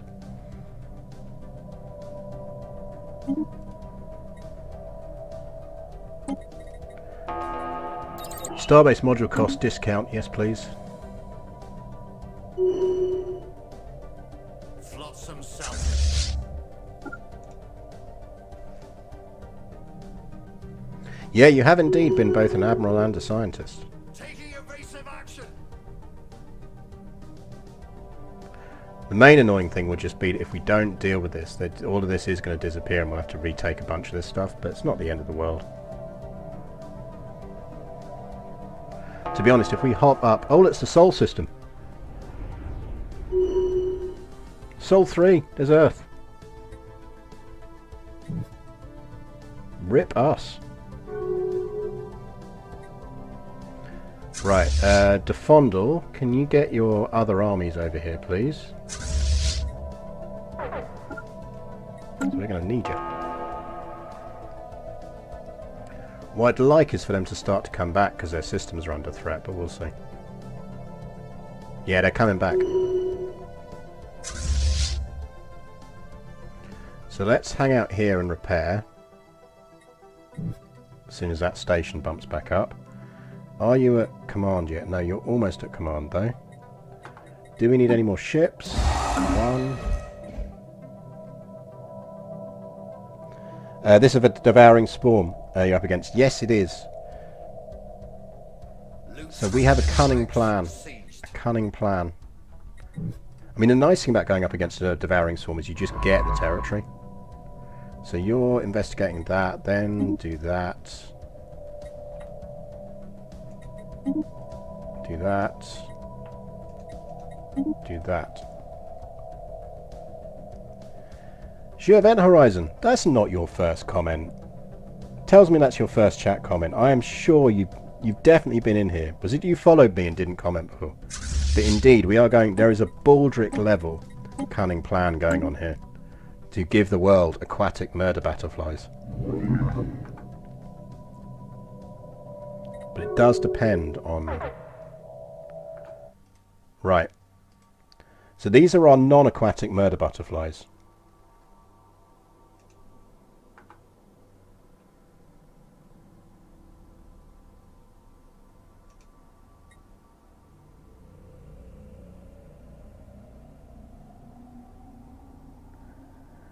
Now I'm pretty certain I can land them on Whispers of Home, can't I?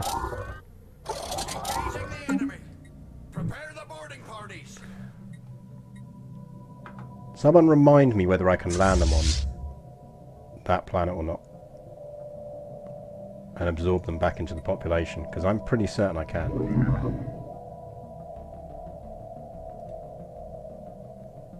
If I can remember how.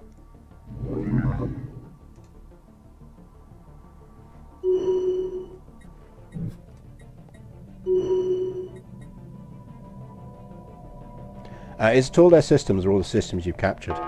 So when this war ends, essentially the borders will be whatever they are right now. But if we wipe out their last planet, we just insta-win. And that is their last planet. But I'd rather deal with these big fleets first, because I think we want to just snake back up and get back our stations so we don't have to build it again.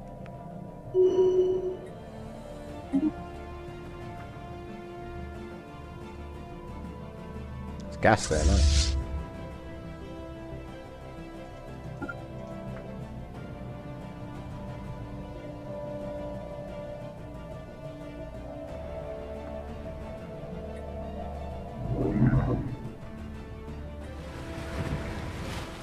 I'm sure you can land people on a planet. You used to be able to. Or have they got rid of that? Like you could merge a colony ship back into a planet.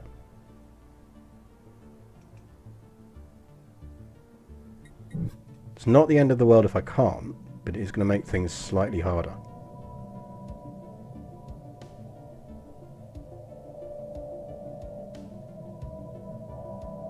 Answers on a postcard.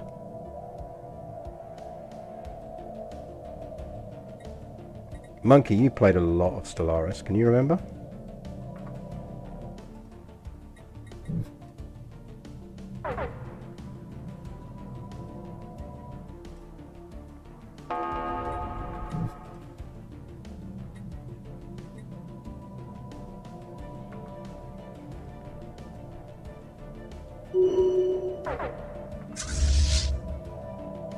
Right, let's go deal with that big fleet.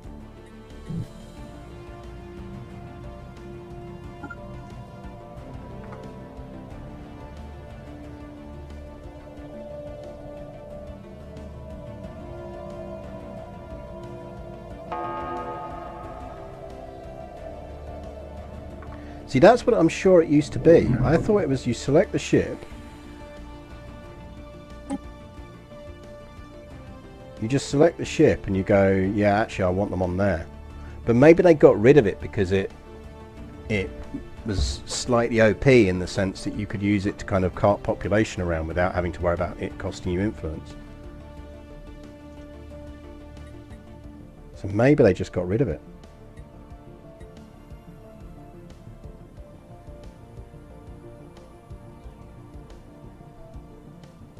I'm sure you used to just be able to like right click that and go, yeah, land them here.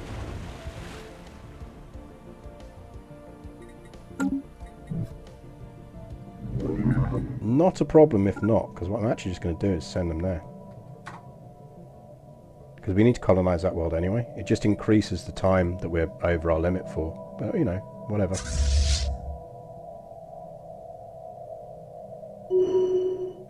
We'll do it the slightly harder way. Who emergency jumped?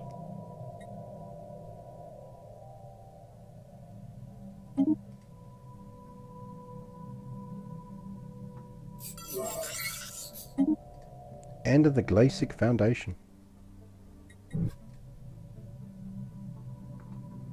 Yeah, see, that was the thing, is I thought if you did it, it generated...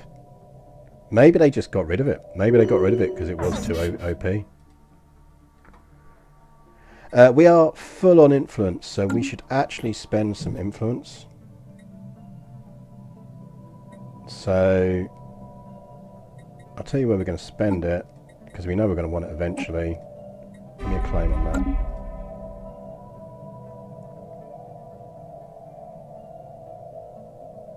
$10k fleet, but we've got the fleet power to take it out.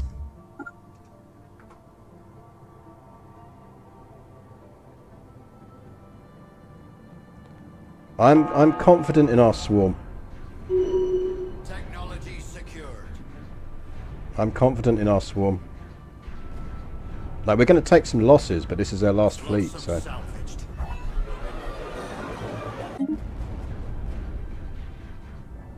Technology secured. There you go. Corvette swarm for the win, baby.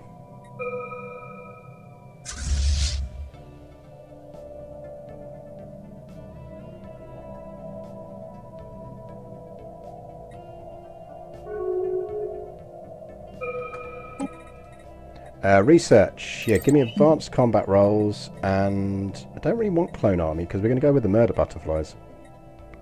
Let's start getting rid of some tile blockers.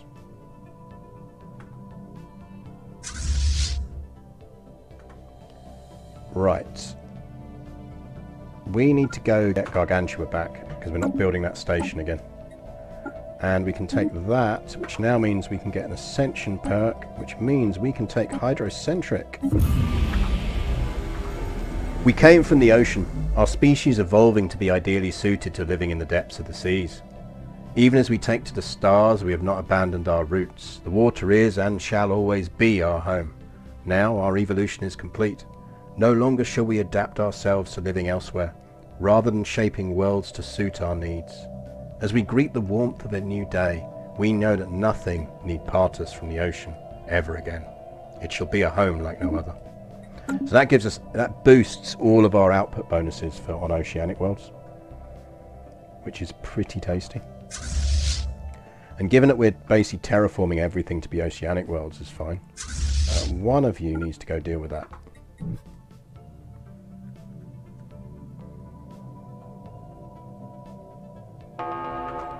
Right, they are there. So we're just going to have to do this a slightly long way around because we need to colonize that planet anyway. This was going to be our Forge world, wasn't it? So, chat, we need a Forge world name. I'll put a placeholder in there now. We need a Forge world name. Remember our rules. Something of something. Can you now flood worlds? If I build the terror weapon, yes, I can. I can now just flood worlds.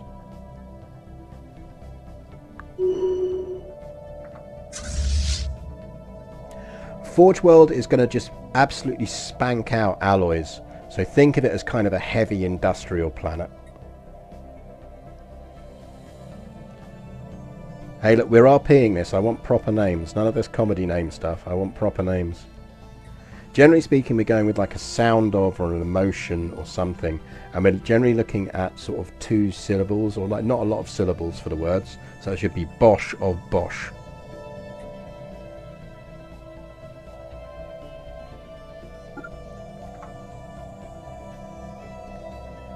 Right, where's the rest of our armies? Are they moving in finally? Establishing a new colonial outpost. Where are our armies? Are they the ones that jumped into nothingness? Because that's really annoying if so.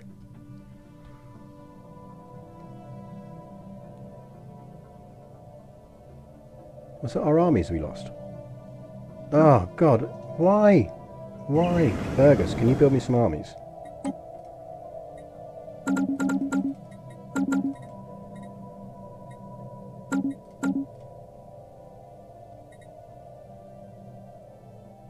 Hiss of Steam is nice. What are the others? So you've got current planets are Crash of Waves, which is a frontier sector and shouldn't be.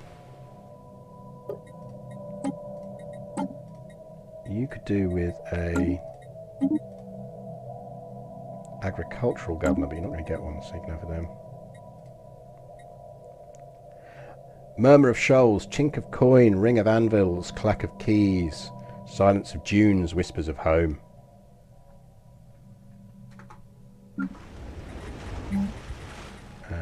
You need to get food processing facilities, and actually you can get food processing facilities now. And we'll upgrade that as well.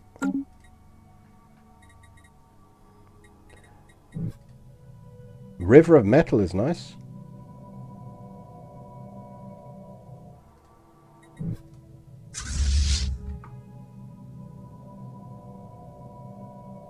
Cascade of Metals, Clamour of Forges. Clamour of Forges is nice. I like Clamour of Forges.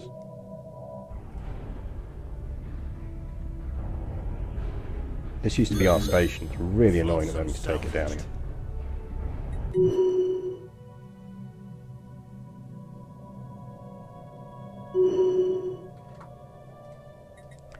Right, one of you go get that. Can you go get that back?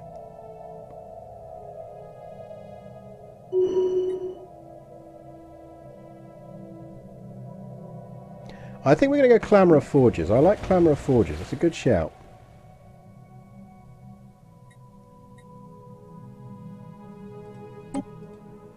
go Clamour of Forges. Because that's what it is.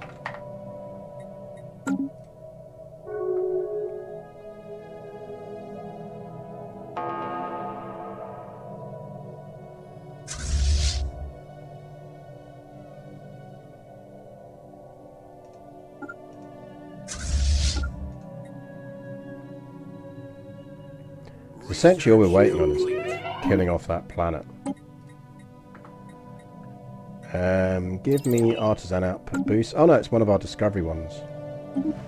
Rip Governor Milk Pays of member of Shoals. You definitely get an agricultural booster. That's nice.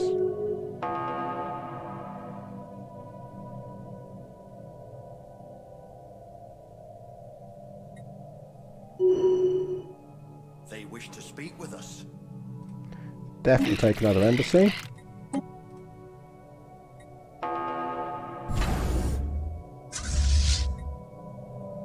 Right, how many people are actually on this world? There's only actually one army on that, so if we can get them over there, we'll deal with it. DeFondle can do his job.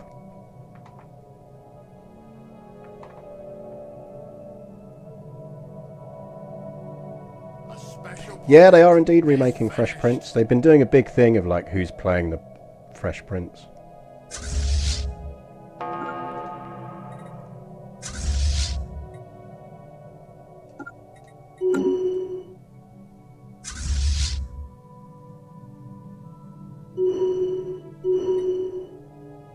How's our Clamour of Forges coming along? Getting there.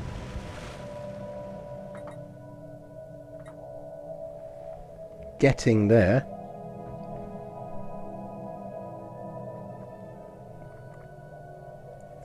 I don't know, I can see it kind of working in a... You know, it's not like there isn't a lot of racial issues in the US still. Let's be honest. What are all those allied armies up to? I would guess that they have declared in some way on someone and they're going through our territory. It's entirely possible they've declared on these people. No, we're the only ones at war with them, so...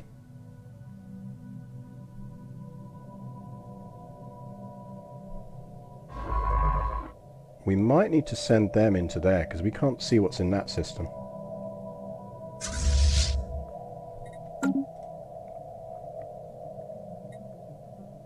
Because I don't want all of this territory. I'd rather take some territory off of these guys in the long run. We do need to start building this system up, so there's no reason not to start doing that.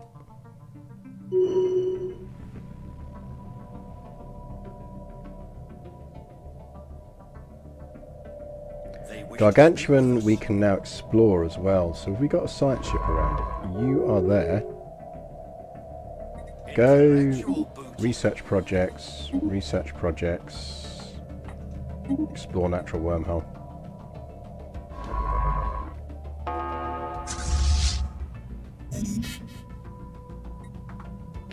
We're capped on influence again, so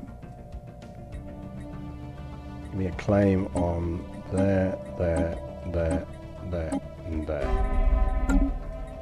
There we go.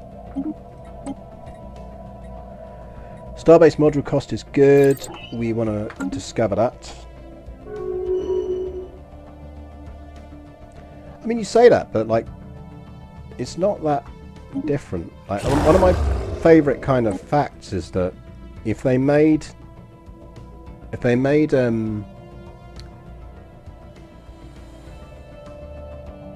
I forgot the name of the show. The one that was about like the good old days, not Happy Days. With Fred Watson, the kid actor. Wonder Years, that's it. If they made Wonder Years today, it would be set in the 90s. Like, it's 30 years since Fresh Prince. Oh man, I really want that, but we don't have... Yeah, we give him a science officer. And we get trade value. Yes, absolutely. Which science officer did you steal? Not that one.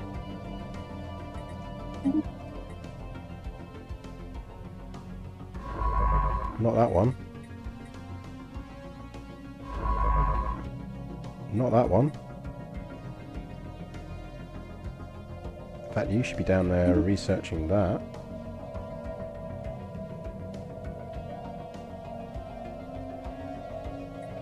Fine. I'm guessing one of my spares. Loots from enemy wrecks seized.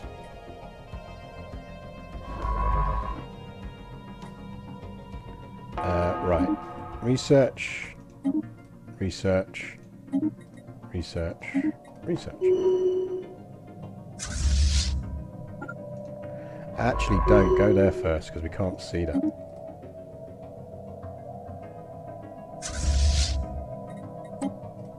Merge. Go to there. Clamour of Forges is coming along. We're almost done with it. Don't need you anymore. I still want to know how they did that. They must have jumped into a hostile system somewhere. Wonder Years is currently being redone. Is it? Thing is, the audience for Wonder Years is boomers, so they'll probably still set it in the fucking 50s. Oh, we're under our fleet limit. We need to massively build up our fleets. We are well short on ships now.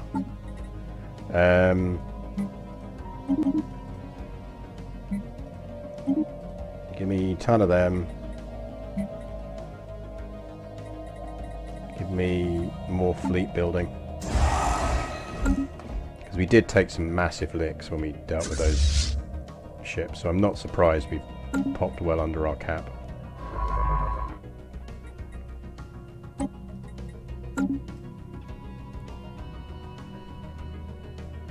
I don't think you could reboot Farscape, because Farscape you'd have to do it with puppets again and they just wouldn't do it.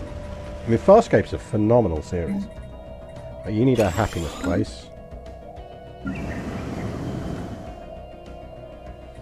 We really should start dealing with what we're changing this world into.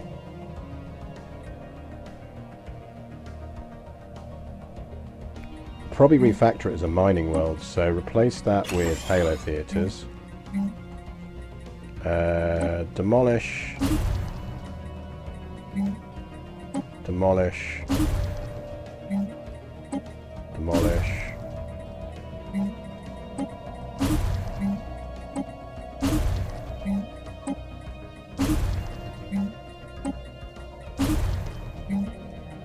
Then give me... Ooh, you can do crystal mines. Give me some crystal mines. Give me mineral purifications. You can do moat harvesting as well. Yeah, that's going full mineral world. We'll need a name for this planet as well, chat.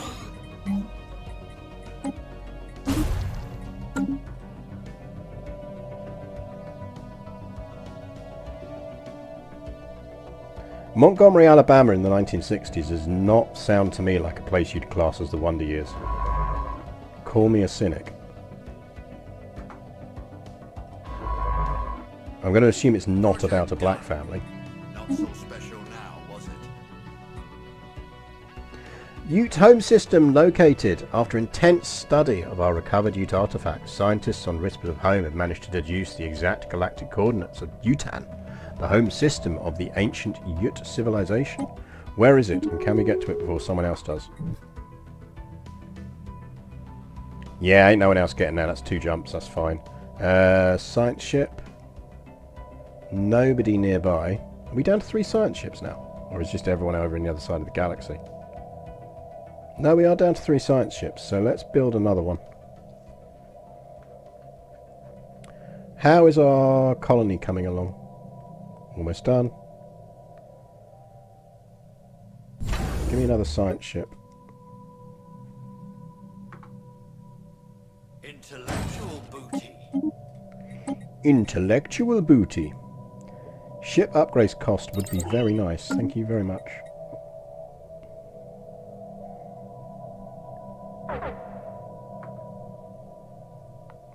I mean, that does not sound like fun TV. I'll be honest.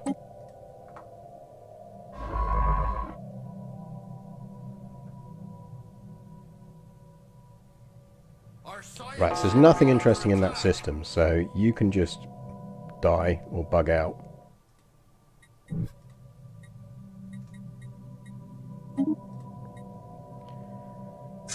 And you can go grab that system, so we've got it.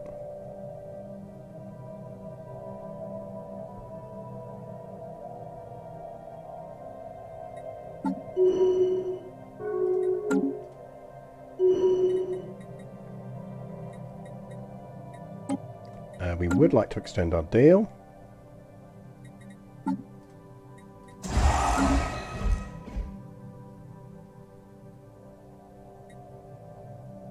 A new port to call home. Right, now we're cooking. So, Clamor of Forges has been colonized. That means we now have a species in our empire of Rutherians. Got a bunch of these that we're going to sell as well, but that's for another moment. We'll work out what planets they're on and sell them. We do have the Brienne, who are a docile aquatic. They've got continental population. So, create template. We want to cast them into a different level. So we want to make them ocean preference.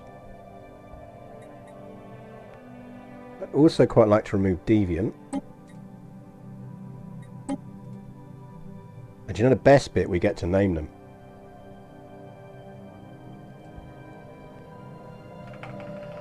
Right, chat. What are we calling our murder butterflies?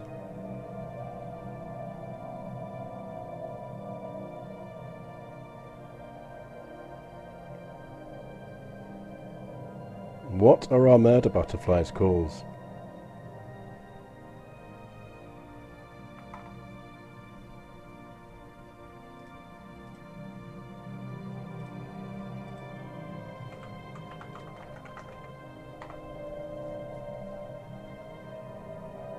We could make them the slake moths. Should we make them the slake moths? Because Perdido is a great book. Let's call them slake moths. I like that. Because they are. The plural of them is slake. And the adjective is slake. So this is the species, remember.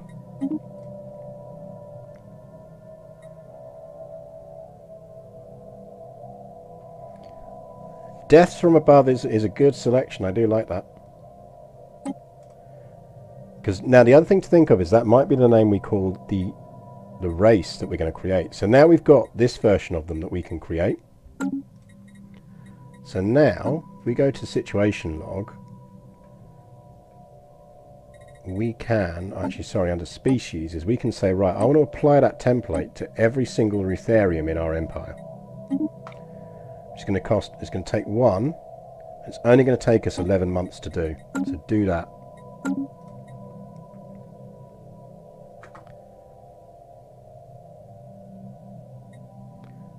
Now this means we can actually finish these guys off now, so... because that's still terraforming. So this is all going to work out right, and we're just going to be able to finish this before we end the stream, which is good. What do we research next?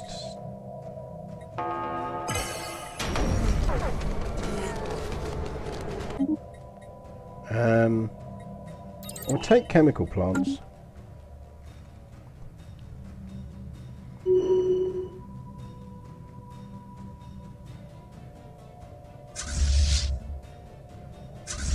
So, Defondle. 2 units here. You have an army of 5. They have garrison strength of 131 though. We might need a bit of bombardment.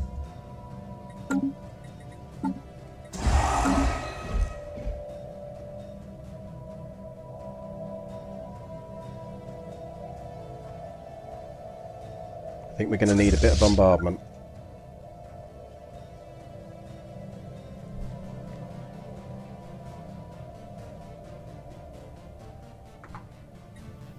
Now, because we're nice,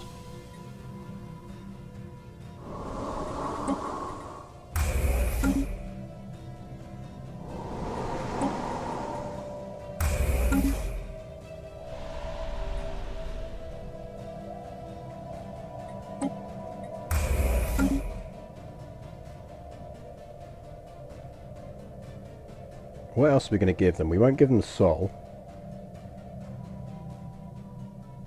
We'll probably draw our border at Quabi.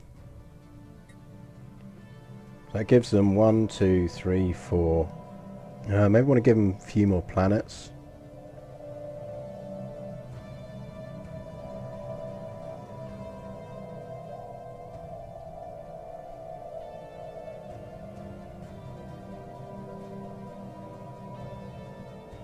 But we could give them... We could give them Sol.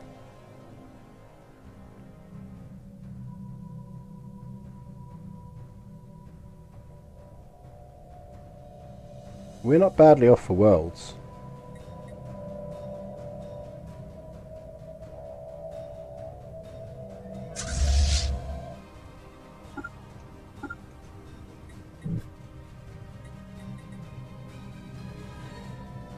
So the Slake Moths could take over Sol.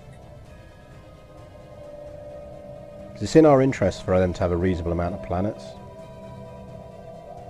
That's a 16, that's an 18, that's a 13. Not really fussed about the 13 out, the 11 arid.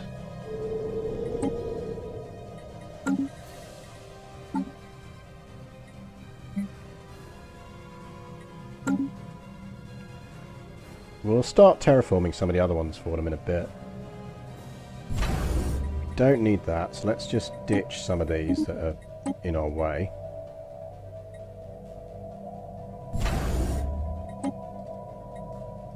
No, don't return control.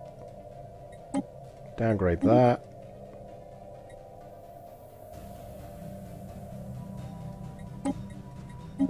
Basically downgrade everything.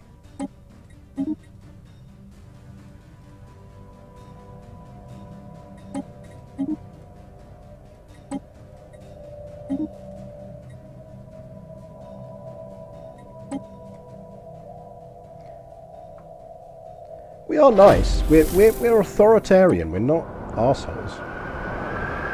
We have discovered clear signs that Gloas first was once densely populated. However, whatever destroyed their civilization did a very thorough job of it. Very few useful remains have been found. Our scanners have detected several large cavities deep below the surface that may once have supported life. Perhaps we will have more luck there. Interesting. The other thing we need to do is...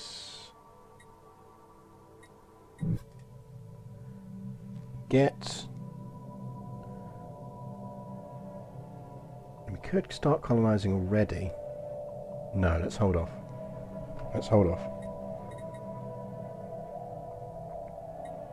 Because I'm guessing we're doing well on that project. Yeah, we're 6 months off of completing that, so that's fine.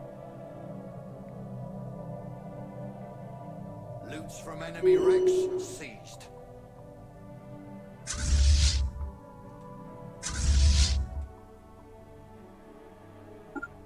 Right, get bombarding, lads.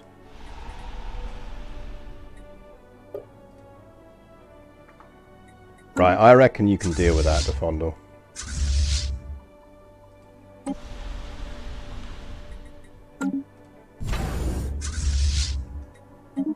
Get down there and finish these fools off.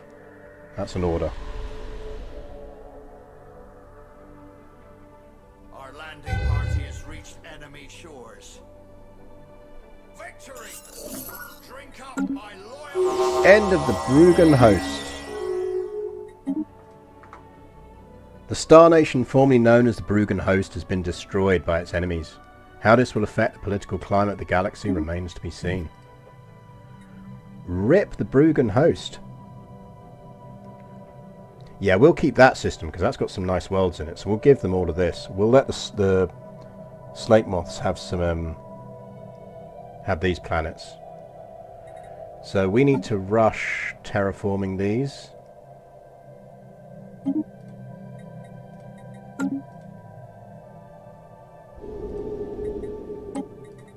Terraforming that one for them. The Galactic Council has formed. Fleets, get your asses back to Vohor. So we are not frighteningly over our limit, but we are over our limit. Do they ever stick a planet down there?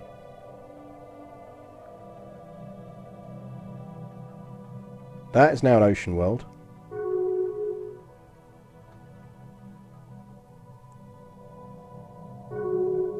We could set them up on Sol as a home world. No, we couldn't, because we can't sector it well enough.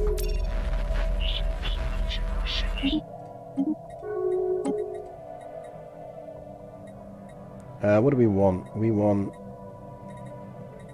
We're reasonably well armoured. Give me flat cannons, because we're going to start needing them soon.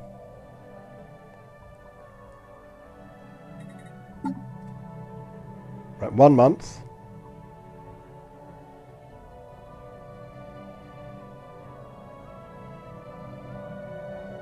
And then we've got slate moths. A species has been altered. We have slate moths. We also should have another ship here, so go explore that.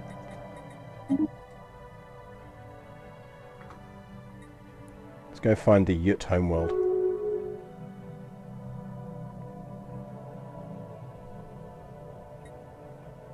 They wish to speak with us.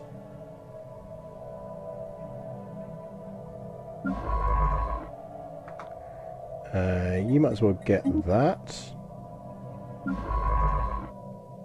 Nothing else for you to explore. Where does that go? That does indeed... Oh, fuck! Because of course we share a border with the purifiers again.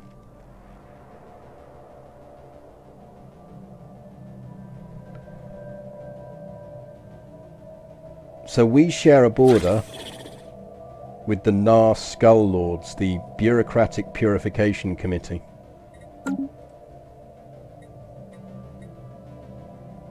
Righto.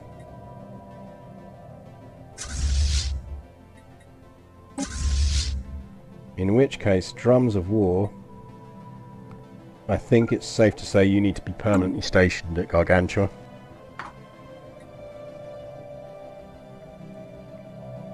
And we need to build that station up again. So let's finish reinforcing the fleets first.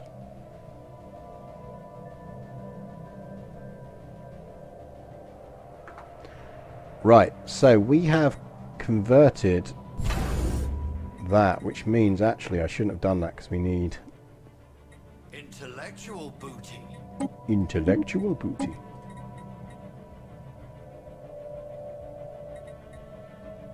I'm going to take colonization speed, actually.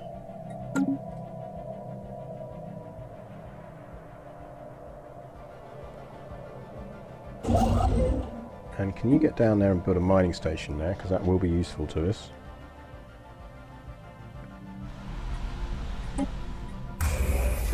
Terraform. 375 for the terraform on that. That's enough for shipyard. Where are you? Slightly nearer, actually. So before we downgrade that, build me some slate moths. And actually what we want to do is end our migration treaty. We don't need it anymore.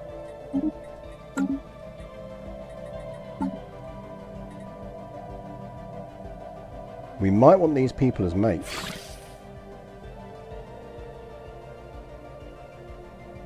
Oh, they're in a federation already.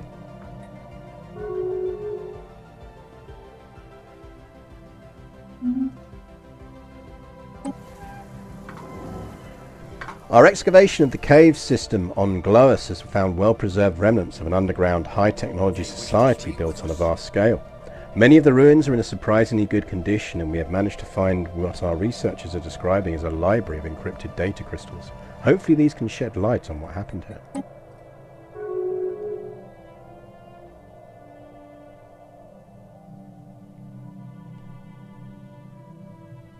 So that is our last planet we need to start terraforming for them. We will disband Dethondor's army because we want an army of Slate moths going forward.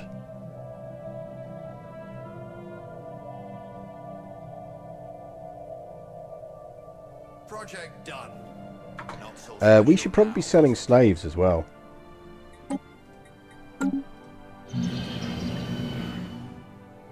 So that's a Gaia world.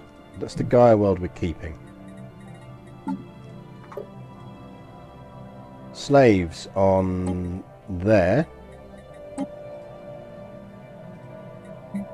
They wish to speak with us. Place on market.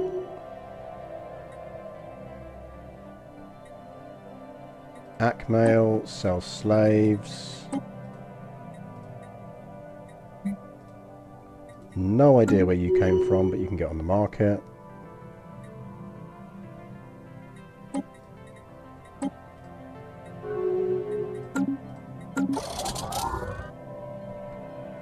That gives us enough to terraform this for them.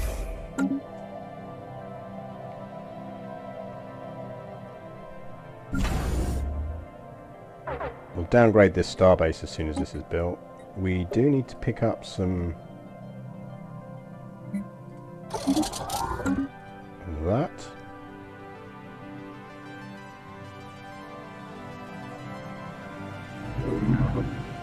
Go, colonize that.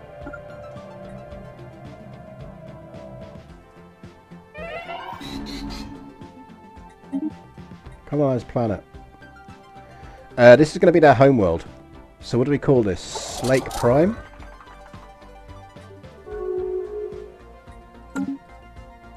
Think about it, chat. What are we calling that planet? That's going to be their new homeworld. Perdido. Good call.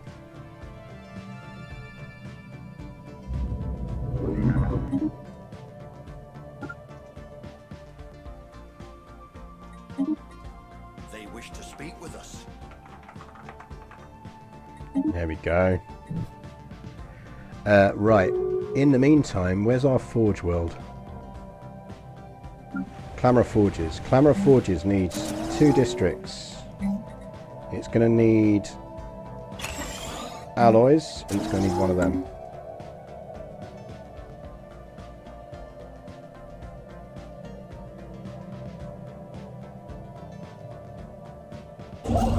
And you can go get that as well. Because we'll keep that rare crystal. Every little helps.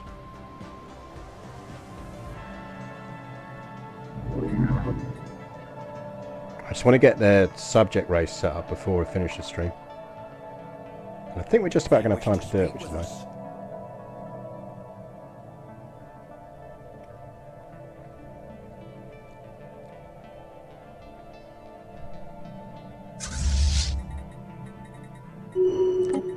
Disband you, not going to need you.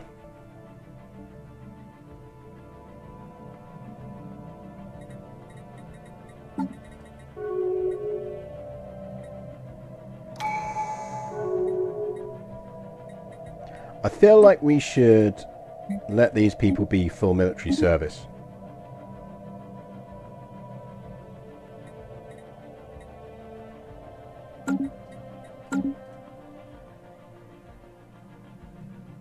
I think it's acceptable for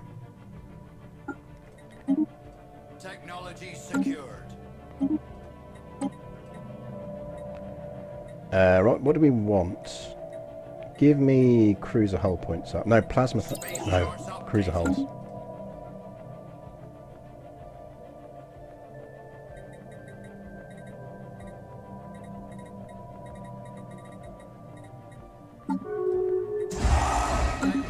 Almost back up to fleet strength, or current fleet strength anyway. Colony development speed's going to help. Give me artisan output.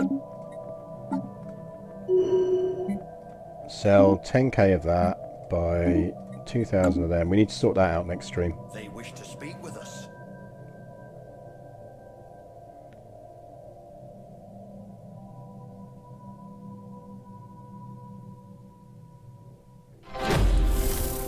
We might give them that, to be fair. It's like it's only 1 rare crystal. A team member exploring the ruins on Gloas 1 recently disappeared. After a short search, we found a skeleton that seems to have belonged to a Lycian. Our researchers are in no doubt that these remains are what was left of our missing team member, but they are baffled as to how the body decomposed quite this quickly. They urge caution as we continue our investigations. Yeah, I mean, let's press on. Nothing bad happened the last time we pressed on into a archaeological site with all sorts of weird shit like that going on. They wish to speak with us.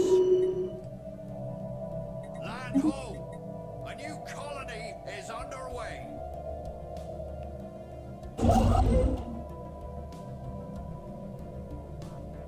We grow ever stronger. Project done. The Yurt homeworld. We have confirmed that Uton Majoris was the original homeworld of the Ute. The planet suffered extensive orbital bombardment roughly 4 million years ago. Twisted metal skeletons are all that remain of the massive arcologies that once covered the surface. From what we can piece together, it seems the Utes spent the better part of 1 million years searching local space in vain for signs of intelligent alien life. When they finally encountered the Jabadini, a young race that had only recently achieved interstellar travel, their alien psychology was a tremendous shock. The Ute leadership reached a consensus. The Jabadini had to be eradicated before they grew too powerful. A massive surprise attack was launched, which was beaten back at great cost for both sides. Despite their young age, Jabadini were already experimenting with technologies the Ute had never considered, and eventually they gained the upper hand. After less than a decade of warfare, the 2-million-year-old Ute Empire was utterly destroyed. Fascinating. We gain a ton of unity, ton of energy, ton of minerals, and we get a relic, the Ute Cryo Core, and secrets of the Ute. So our relic, when activated, new colonies start with 1 additional pop. Well, that was timely and useful. And ship upkeep minus 20%, which is huge. They wish to speak with us. Intellectual booty.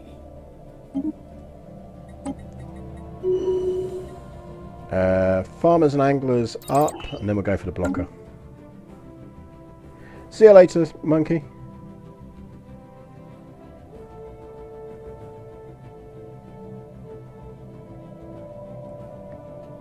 We're probably going to deal with the Lavis next stream, I think.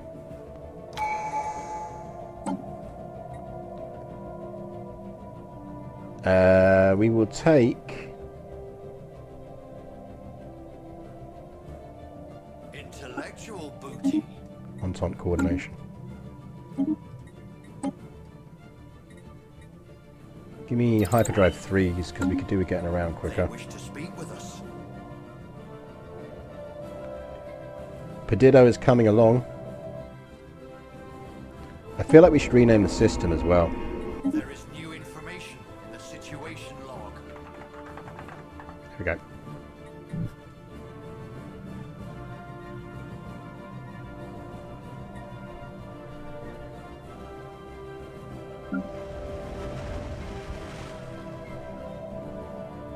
Getting there. Under a year.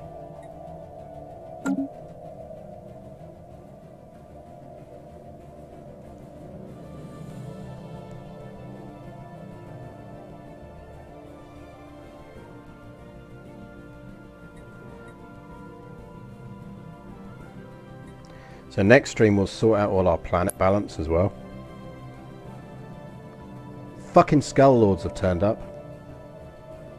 They've discovered wormhole tech, so we need to start building this up massively.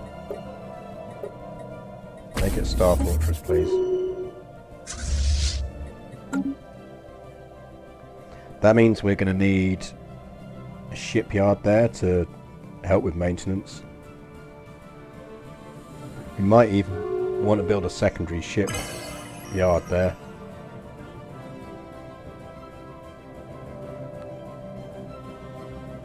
Because we're going to have a Skull Lord problem next stream.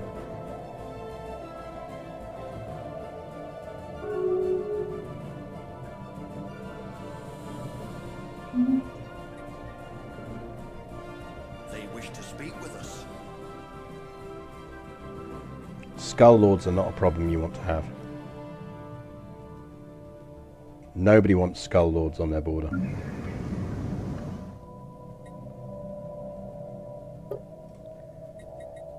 Right, that's Lavis and Lycians.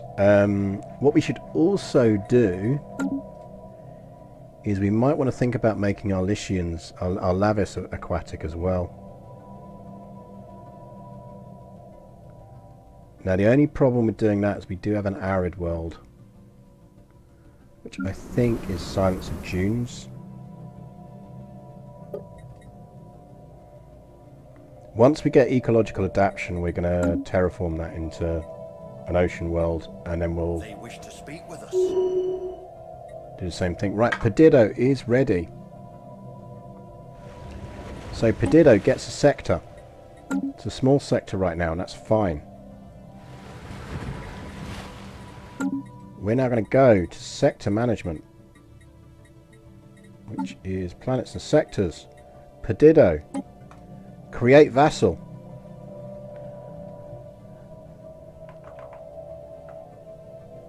Now, we could call these the Wings of Death.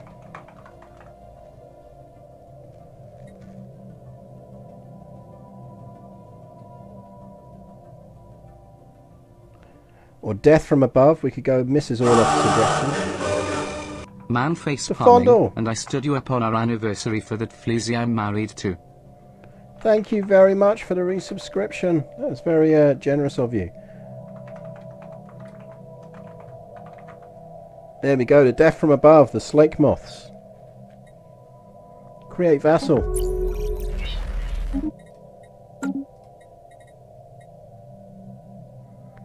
There they are, the Death from Above. They got a terrible colour.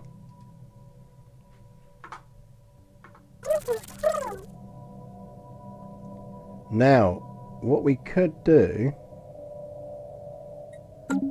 Right, so I'm going to test this and see if this works. Because I think this will work.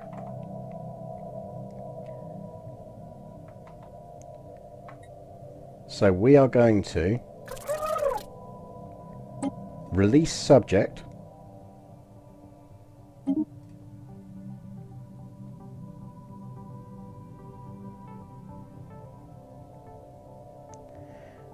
We are going to improve relations.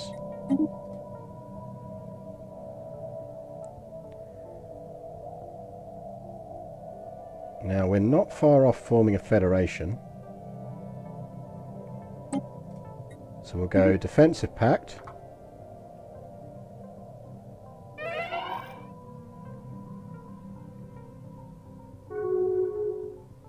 Oh man, did they instantly flip suspicious? Oh, this game, man, that sucks.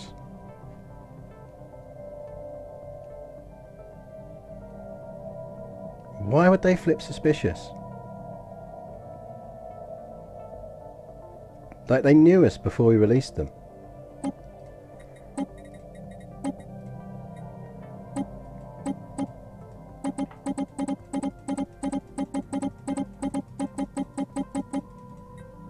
They should not be suspicious of us.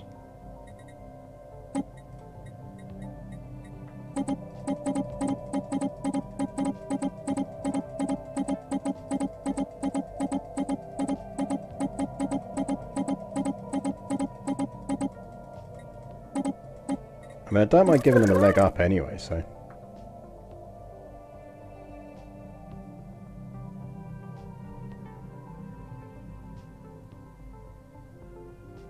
Don't make me conquer them again, game.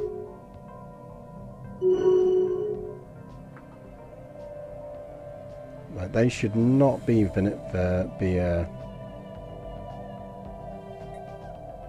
suspicious of us.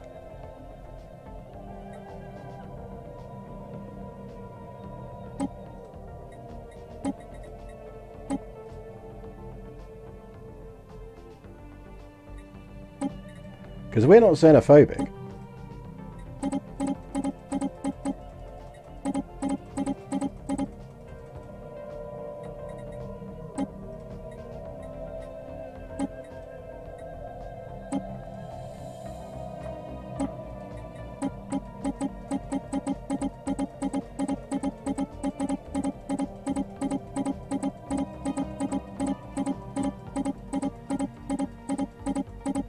It's going to be such a waste if we have to go conquer them again.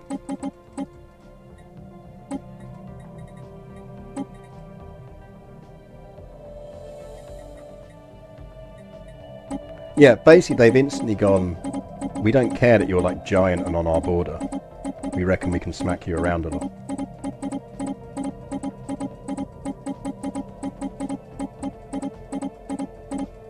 I am giving you 7,000 fucking alloys, you ingrates.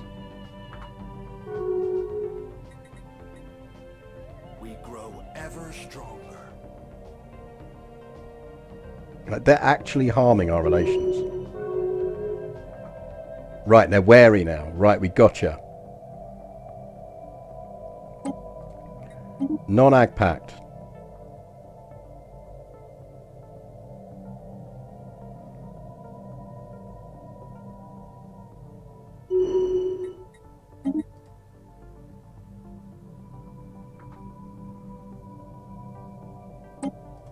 Commercial pact.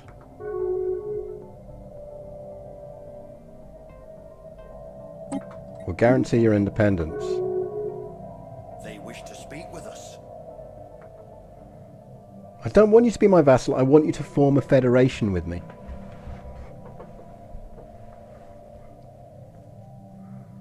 Like, you were my vassal. I released you.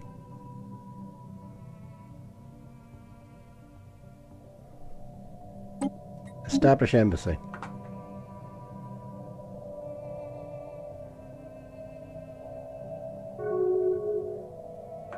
Defensive pact.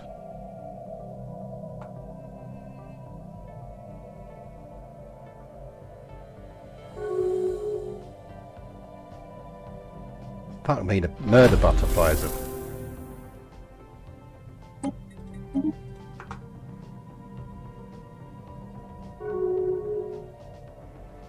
Defensive pact. Right, now give the research agreement. Now we're cooking. Now we're cooking. That fucking week you turn a race of butterflies into murder monsters and they don't want to be your friends. Well, yeah, quite. They wish to speak with us. Right, minus 39.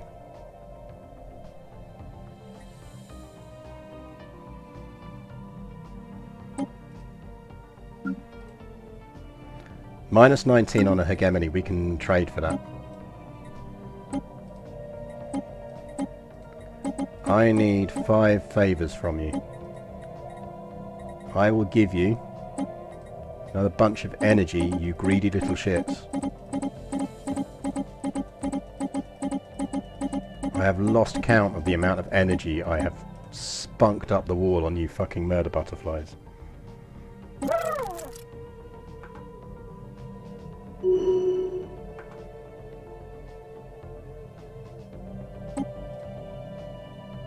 Hegemony.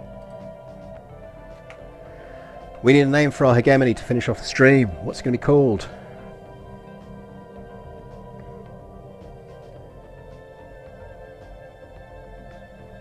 I think it will be the Iron Chorus.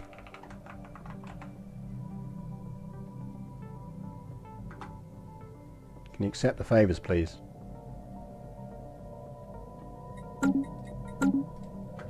Favours? Favours? Favours.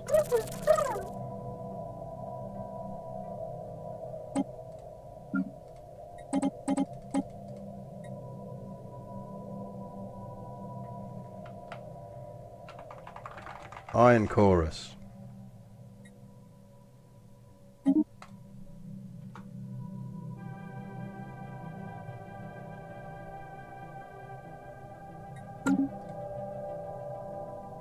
Come on, come on, come on, come on, come on. Let history record that on this day the governments of the Iron Songs Among Stars and the Death from Above signed a treaty of federation. As founding members of the Iron Chorus, they will now face the future as firm allies. Steel Sympathy, nice. I wish I'd thought of that. This grand hegemony will ensure the safety of its junior members through the enlightened leadership of its ruling hegemon, which would be me. A new era of Lycian dominance has begun. That means we now get a Federation fleet. We're going to have good cohesion because they are exactly the same ethics as us. They have way less strength and they never will match us in strength. So we're fine on laws. Status change is fine. Subjects we're going to flip to no. Oh no, we can't. We can't flip that to no, but that's fine. We will get it to President decides when we can. Invite members as President decides. All of that is fine. We now have a really nice little hegemony we control. We've got 43 fleet strength in it already, and we can build that up now because we can massively bump up our fleet strength. How are we doing for time? Yeah, we're just over, so let's finish by just giving these chaps these systems.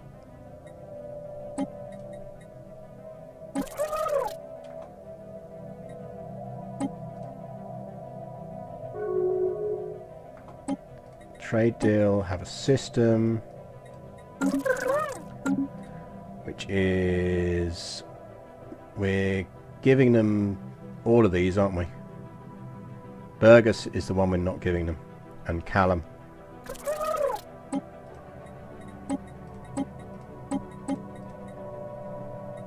In fact, actually, you can give me some of those fucking energy credits back, you bastards.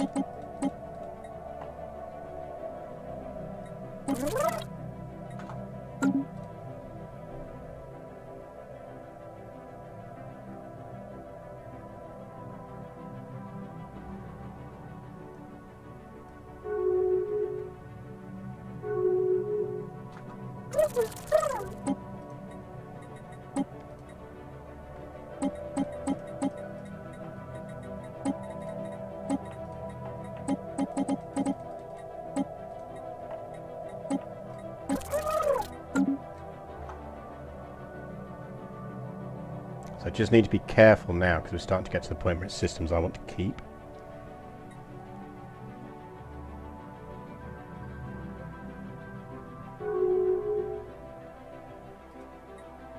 So the terraforming holds, so it'll still terraform for them.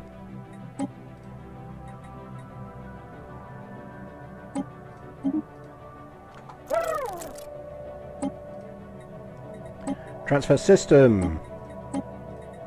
You can have that one, you can have that one, you can't have the other one. Gits.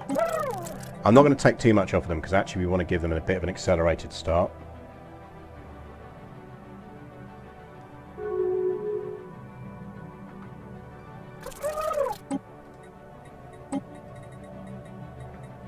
You can have Sol, you can have Megama, you can have those ones.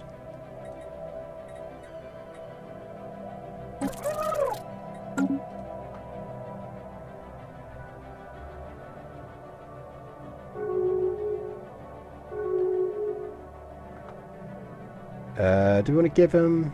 No, we'll stop there in that north because we're keeping hold of that system, but we will give them these. We'll give them Bidge, Weemol, Pakshalika, and we'll give them Shorax and Quanaga.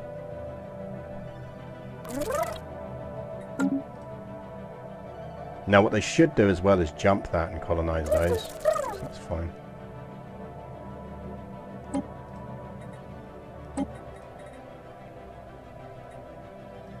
So we're giving them Bish, Weemol, Unar, Shorax, Pashkalashka. Don't think we're giving them Burgas, are we?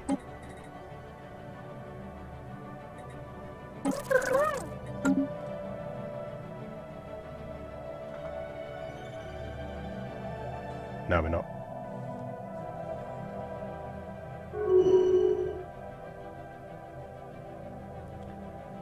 So we're not giving them any more up here. Giving them Quanaga and then they're good.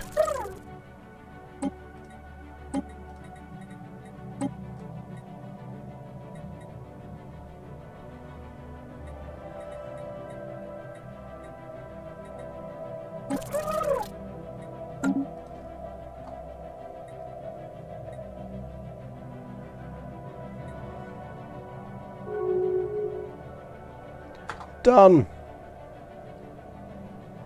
Done. So we now have Death from Above in a hegemony with us. They are murder butterflies, aquatic murder butterflies.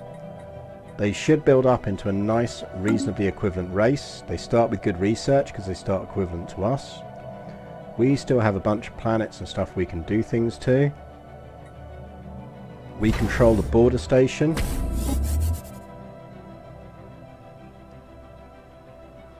So that's it. So on that note, I think that is time to call it a day. Thank you very much for watching. If you don't follow already, do chuck me a follow.